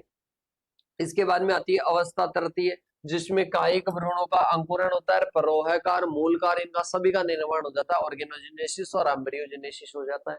इसके बाद में आता है अपने पास में अवस्था चौथी में क्या होता है, छोटा युवा पौधा होता है, अरे छोटा बच्चा होता है, उसको सीधा ही अपन ले जाकर बाहर टेम्परेचर में, बाहर इन्वायरमेंट में छोड़ देते हैं क्या, कि सर नहीं छोड़ते हैं। उसको पहले क्या करते हैं, पहले एक प्रोटेक्टेड जो अपने इन्वायरमेंट होता है उसमें रखते हैं। तो इसको भी प्रोटेक्टेड इन्वायरमेंट मतलब बात करते हैं ग्रीन हाउस में रखते हैं। कहाँ पर रखते हैं, ग्रीन हाउस में रखते हैं। तो ये इसकी स्टेज हो जाएगी। इंपॉर्टेंस की बात करते हैं तो माइक्रो प्रोपेगेशन से जो प्राप्त होता है उससे क्या होता है, आकार छोटा होता है, पैकिंग में आसानी होती है, और रोग मुक्त और स्वस्थ पौधे प्राप्त होते हैं। और इसके साथ में इनसे क्या होता है, मतलब बात करते हैं एक साल में अपन क्या कर सकते हैं, बहुत सारे प्लांट तैयार कर सकते हैं। अलंकृत पौधों में फूलों का उत्पादन अधिक होता है, लंबे समय तक वो फूल क्या रहते हैं, वो फ्लोर क्या रहते हैं, ताजे रहते हैं। आनुवंशिक रूप से समान पौधे बड़ी संख्या में क्या होते हैं, प्राप्त होते हैं, बड़ी संख्या में क्या होते हैं बेटा, प्राप्त होते हैं। इसके बाद में आता है माइक्रो प्रोपेगेशन की क्रिया पूरे साल तक चलती रहती है, मतलब लॉन्ग ईयर तक कभी भी अपन चला सकते हैं। लॉन्ग ईयर तक की क्या होती है बेटा, ये चलती रहती है। इसके बाद में अपने पास में आता है नेक्स्ट ऑक्सिलरी बड के द्वारा संवर्धन। क्या हो जाएगा, ऑक्सिलरी बड, बेटा वही प्रोसेस आएगी जो अपन ने शुरू में कॉमन बात की थी ना, कि पहले क्या कर लो, प्लांट की ऑक्सिलरी बड ले लो, प्लांट की ऑक्सिलरी बड ले लिया, पोषक माध्यम पर रख दो, इससे शूट बनने लगेगी, रूट बनने लगेगी, पूरा प्लांट तैयार हो जाएगा। पॉट कल्चर मतलब आप एक कोई गमले में लगा, पहले क्या होगा, कोई भी प्लांट की अपन ने सूट ली, इसको कल्चर में रख दिया, उसका सूट फॉर्मेशन होने लगी, मतलब सूट फॉर्मेशन होने लगी। इसके बाद में रूट फॉर्मेशन होने लगे। इसके बाद में क्या हो गया बेटा, इसके बाद में रूट वगैरह फॉर्मेशन होने के बाद में पूरा प्लांट तैयार हो गया। इसको आप कहाँ पर रख दो, कल्चर मतलब जो गमला वगैरह है वहां पर ट्रांसफर कर दो। ठीक है, अब इसके बाद में आता है मेरिस्टेम। मेरिस्टेम में क्या करेंगे बेटा, मेरिस्टेम लेंगे, मतलब एक्सप्लांट ले लिया, कल्चर माध्यम पर रखो, कल्चर शुरू होगा, प्रवाह का निर्माण होगा, रूट का निर्माण होगा, पूरा प्लांट तैयार हो जाएगा, उसको ट्रांसफर कर दो। सब में यही सेम प्रोसेस रहेगी, बस वो पार्ट अलग करते हैं, उसका ध्यान रखना है। ठीक है, इसके बाद में अपन बात करते हैं डिफरेंस बिटवीन सोमेटिक और गैमेटिक एम्ब्रियोजेनेसिस। सोमेटिक और जो गैमेटिक एम्ब्रियोजेनेसिस होता है, देखिएगा क्या अंतर होता है। ये क्या होता है, सोमेटिक एम्ब्रियोजेनेसिस क्या होता है, स्पोरोफाइटिक सेल से बने होते हैं, ये गैमेटिक सेल्स के सलियन से बनते हैं। इसके बाद में आता है यह एक कृत्रिम इनवाइट्रो है और यह प्राकृतिक प्रक्रिया है। इसके बाद में आता है भ्रूण के लिए कम मात्रा में खाद्य पदार्थ मौजूद होते हैं, यहाँ पर काफी भंडार होता है। एसेक्सुअल रिप्रोडक्शन होता है, ये क्या होता है, सेक्सुअल रिप्रोडक्शन होता है। भ्रूण का एक्सप्लांट से क्या होता है, कोई संवहनी संबंध नहीं होता है जिससे वह विकसित होता है। इसका क्या होता है बेटा, अच्छी तरह से भ्रूण और जो एक्सप्लांट है ये आपस में क्या होते हैं बेटा, जुड़े हुए होते हैं। ठीक है, तो ये अंतर हो जाएगा। इसके बाद में आता है बेटा सिंथेटिक सीड। क्या आता है, लास्ट अपने टॉपिक आता है सिंथेटिक सीड। सिंथेटिक सीड का मतलब है बेटा कृत्रिम बीज अपने को तैयार करना है। और कोई भी बीज अपन तैयार करते हैं तो उस बीज में क्या होता है बेटा, उस बीज में तीन चीजें होती है बेटा। कोई भी बीज होता है, अभी नेचुरली अपने पास में कोई बीज है, उसमें एक तो बाहरी कोई क्या होगा, आवरण होगा। उसमें अंदर की ओर क्या होगा, अंदर की ओर पोष माध्यम होगा जिसको कोटिलेडोन कहते हैं। और इसके बाद में अंदर क्या होगा, भ्रूण होगा। मतलब तीन चीजें होती है। पहले क्या होता है, एम्ब्रियो, जो कि एक क्या करता है, एक प्लांट को, न्यू प्लांट को जन्म देता है। न्यू प्लांट को क्या देता है बेटा, न्यू प्लांट को जन्म देता है। तो पहला क्या हो जाएगा, एम्ब्रियो हो जाएगा। दूसरा अपने पास में क्या होता है बेटा, दूसरा अपने पास में होता है सीड कोट। सीड कोट होता है। सीड कोट की बात करते हैं तो ये क्या करता है, आवरण प्रदान करता है। ये क्या करता है, आवरण प्रदान करता है। इसके बाद में बात करते हैं थर्ड अपने पास में होती है, जिसमें अपन बात करते हैं जो कोटिलेडोन वगैरह था। कोटिलेडोन जो कि क्या करता है, पोषण प्रदान करता है, जिसको पोष माध्यम भी बोल सकते हो, जो कि पोषण या न्यूट्रिशन प्रदान करता है। इन तीनों को अगर कृत्रिम बीज भी तैयार करेंगे तो ये तीन चीजें अपन लेंगे, ये तीन चीजें अपन लेंगे। तो इसके लिए अपने को मेजर ये भी मिल जाएगा सर, ये भी मिल जाएगा, पर ये अपने को पहले तैयार करना पड़ेगा, फिर अपना एक क्या बनेगा, कृत्रिम बीज बनेगा। अरे क्या बनेगा, कृत्रिम बीज बनेगा। तो देखिएगा कृत्रिम तरीके से अपन किस प्रकार से करते हैं। तो देखो आधुनिक समय में आधुनिक तकनीकों के द्वारा अपन क्या करते हैं, कृत्रिम रूप से बीज उत्पादित करते हैं और इनको क्या कहते हैं बेटा, इनको संश्लेषित या कृत्रिम बीज कहते हैं। संश्लेषित जो बीज होते हैं वो जेल के मन के होते हैं, क्या होते हैं, बीड होते हैं बेटा। जेल के क्या होते हैं, बीड होते हैं। और इसके साथ में जिनमें सोमेटिक एम्ब्रियो या सूट बड इस प्रकार से बंद किए जाते हैं। सोमेटिक एम्ब्रियो को बंद किया जाता है, मतलब कृत्रिम बीज होता है उसमें सोमेटिक एम्ब्रियो, मैंने कहा था एम्ब्रियो को बंद करते हैं, सोमेटिक एम्ब्रियो को बंद करते हैं। इनसे पूरा प्लांटलेट का विकास हो जाए और उसी को अपन क्या कहते हैं, उसी को अपन कहते हैं बेटा संश्लेषित बीज। क्या कहते हैं, संश्लेषित बीज कहते हैं। मतलब ये एक प्रकार का पॉलीमर होता है जिस पर क्या होता है, एक आवरण पाया जाता है। मैंने तीनों चीजें बता दी, तीनों चीजों से मिलाकर क्या बन जाता है, अपने बीज बन जाता है बेटा। देखो मटेरियल क्या क्या चाहिए, उपकरणों में चाहिए लेमिनार एयर फ्लो चाहिए, ऑटोक्लेव चाहिए, इनक्यूबेटर चाहिए, पीएच वगैरह चाहिए, कांच के उपकरण चाहिए, ग्लास वगैरह जैसे कोनिकल फ्लास्क वगैरह, पेट्री प्लेट वगैरह, चिमटी और चाकू चाहिए, स्प्रिट लैंप चाहिए और कुछ अपने को रसायन चाहिए, आसुत जल वगैरह। अब देखो प्रोसीजर में काम में आएंगे भी। देखो सबसे पहली स्टेप होती है बेटा, ध्यान से समझ लेना, बहुत इजी प्रोसेस है, कुछ भी हार्ड नहीं है। बस उन तीनों को माइंड में रखना कि वो तीनों कहीं ना कहीं अपने को आपस में ऐड करने हैं। वो तीनों चीजें अपने को क्या करनी है, आपस में ऐड करनी है। तो पहले अपने पास में आता है पोषक स्टॉक माध्यम तैयार करना। अरे क्या हो जाएगा, पहला अपने हो जाएगा पोषक स्टॉक माध्यम तैयार करना। पहले अपन क्या करेंगे, एक पोष माध्यम तैयार करेंगे। एम्ब्रियो का पहले निर्माण करना है ना, तो पोष माध्यम तैयार करेंगे। पहले अपन ने क्या किया, कोई पोष माध्यम अपन ने क्या कर लिया बेटा, तैयार कर लिया। एगार वगैरह डालकर अपन ने को बताया, अपन ने पहले बात की थी क्या क्या डालते हैं। पोष माध्यम अपन ने तैयार किया और फिर अपन, क्योंकि पहले अपने को एम्ब्रियो तैयार करना है, ये माइंड में रहना चाहिए। फिर अपन क्या करते हैं, कोई एक्सप्लांट लेकर आते हैं। कोई एक्सप्लांट, कोई भी डिप्लॉइड सेल ले आए, कोई भी निर्जीवी करते हैं, इसके साथ में कोई भी स्वस्थ ले आए, तो इसके साथ में एक्सप्लांट को अलग करेंगे। एक्सप्लांट को इनोकुलेशन कर देंगे, मतलब इस माध्यम में डाल देंगे। इस माध्यम में क्या कर देंगे बेटा, डाल देंगे। और फिर इसके बाद में डालने के बाद में इसको इनक्यूबेटर में रख देंगे। इसको कहां पर रख देंगे, इनक्यूबेटर में रख देंगे। मतलब अपन ने इसमें डालकर क्या कर दिया बेटा, इसको डालकर अपन ने, कोई भी माध्यम था, माध्यम पर अपन ने किसको डाल दिया, जो अपने पास में एक्सप्लांट था उसको डालकर रख दिया। अब इसके बारे में आपको बताओ ऑर्गेनोजेनेसिस और एम्ब्रियोजेनेसिस, मतलब ऐसे मान लो कि कल्चर ही हो रहा है, यहाँ पर तो संवर्धन हो रहा है। तो यहाँ पर अपने क्या बनता है, यहाँ पर अपने आपको पता है एम्ब्रियोजेनेसिस होता है, क्या होता है, ऑर्गेनोजेनेसिस होता है। पहले क्या होता है, पहले एम्ब्रियोजेनेसिस होता है, पहले भ्रूण बनता है। पहले क्या बनता है बेटा, भ्रूण बनता है। तो यहाँ पर भ्रूण बन गया। अब भ्रूण ग्लोबुलर और टॉर्पिडो संरचना का बन जाए तो उनको अलग कर लो। इसमें बस इतना ही काम करना था अपने को, एक्सप्लांट को इसीलिए रखा था क्योंकि अपन भ्रूण अपने को अलग करना था। ठीक है, भ्रूण टॉर्पिडो और ग्लोबुलर संरचना का आपको दिखे तो उसको आपको क्या करना है, अलग करना है, उसको आइसोलेट करना है। उसको आइसोलेट कर लिया, आइसोलेट करने के बाद में अब उसमें क्या कर दो भाई साहब, उसका संपुटीकरण कर दो। अब अपने पास में क्या आ गया, भ्रूण आ गया, और बाहर की ओर क्या हो जाएगा, एक आवरण हो जाएगा, और अंदर की ओर क्या हो जाएगा, पोषक माध्यम में हो जाएगा। ठीक है, सोमेटिक एम्ब्रियो का आवरण कर दो भाई साहब, क्या कर दो, आवरण कर दो 4 से 7 mm, ताकि वो टूट फूट ना हो। इसके साथ में संबुद्धीकरण कर दिया, फिर इसके बाद में क्या कर दिया, संश्लेषित बीजों का भंडारण कर दिया 25 डिग्री सेंटीग्रेड से +1 -1 अंधेरे में क्या करते हैं 3 से 7 सप्ताह तक, 3 से 7 सप्ताह तक क्या करते हैं बेटा, अंधेरे में क्या करते हैं, भंडारण करते हैं। अंधेरे में क्या करते हैं, भंडारण करते हैं। तो ये समझिएगा बेटा, क्या समझना है कि पहले तो अपन ने भ्रूण तैयार किया, भ्रूण जब तैयार हो गया, मेन तो वही दिक्कत थी, वही नहीं था। ठीक है, वो दिक्कत होती है ग्लोबुलर और जो अपने टॉर्पेडो संरचना वाला था, तो उसको अपन ने क्या कर दिया, अलग कर लिया। अलग करके अपन ने क्या कर दिया, उसका संपुटीकरण कर दिया और पोषक माध्यम से के साथ में डाल दिया। अब वो अपने पास में नॉर्मल जो बीज होता है वैसे हो गया। अब उसको जैसे आप डालोगे फेवरेबल कंडीशन में, वो क्या हो जाएगा, अरे क्या हो जाएगा, वो पौधा का निर्माण कर देगा। फिर अपन इसको स्टोर करते हैं। स्टोर कितने टाइम के लिए करते हैं, 3 से 7 सप्ताह के लिए अंधेरे में करते हैं, और 25 डिग्री सेंटीग्रेड से एक ज्यादा या एक कम हो जाएगा, या तो 24 हो जाएगा या 26 हो जाएगा, यहाँ तक आप भंडारित कर सकते हो। तो मेरे हिसाब से सब कुछ अच्छे से समझ में आ गया होगा। इसके बाद में आता है डायरेक्ट सॉबिंग के काम में आता है, कम समय में पूरे वर्ष में तैयार हो जाता, बहुत कम समय लगता है, प्रसुप्ति समाप्त हो जाती है, और ग्रीन हाउस में इनका यूज क्या होता है बेटा, अधिक होता है। क्या होता है, अधिक होता है। तो ये सारी चीजें आपकी क्या होती है, कंप्लीट होती है। जो आपकी माइक्रो प्रोपेगेशन सब्जेक्ट है बेटा, इसका 1 शॉट कंप्लीट होता है। जल्द आपके लिए गेस्ट पेपर की वीडियो आने वाली है, तो सभी साथियों को इस वीडियो को शेयर करना है। मिलते हैं नेक्स्ट सेशन के साथ में, तब तक के लिए जय जवान जय किसान साथियों।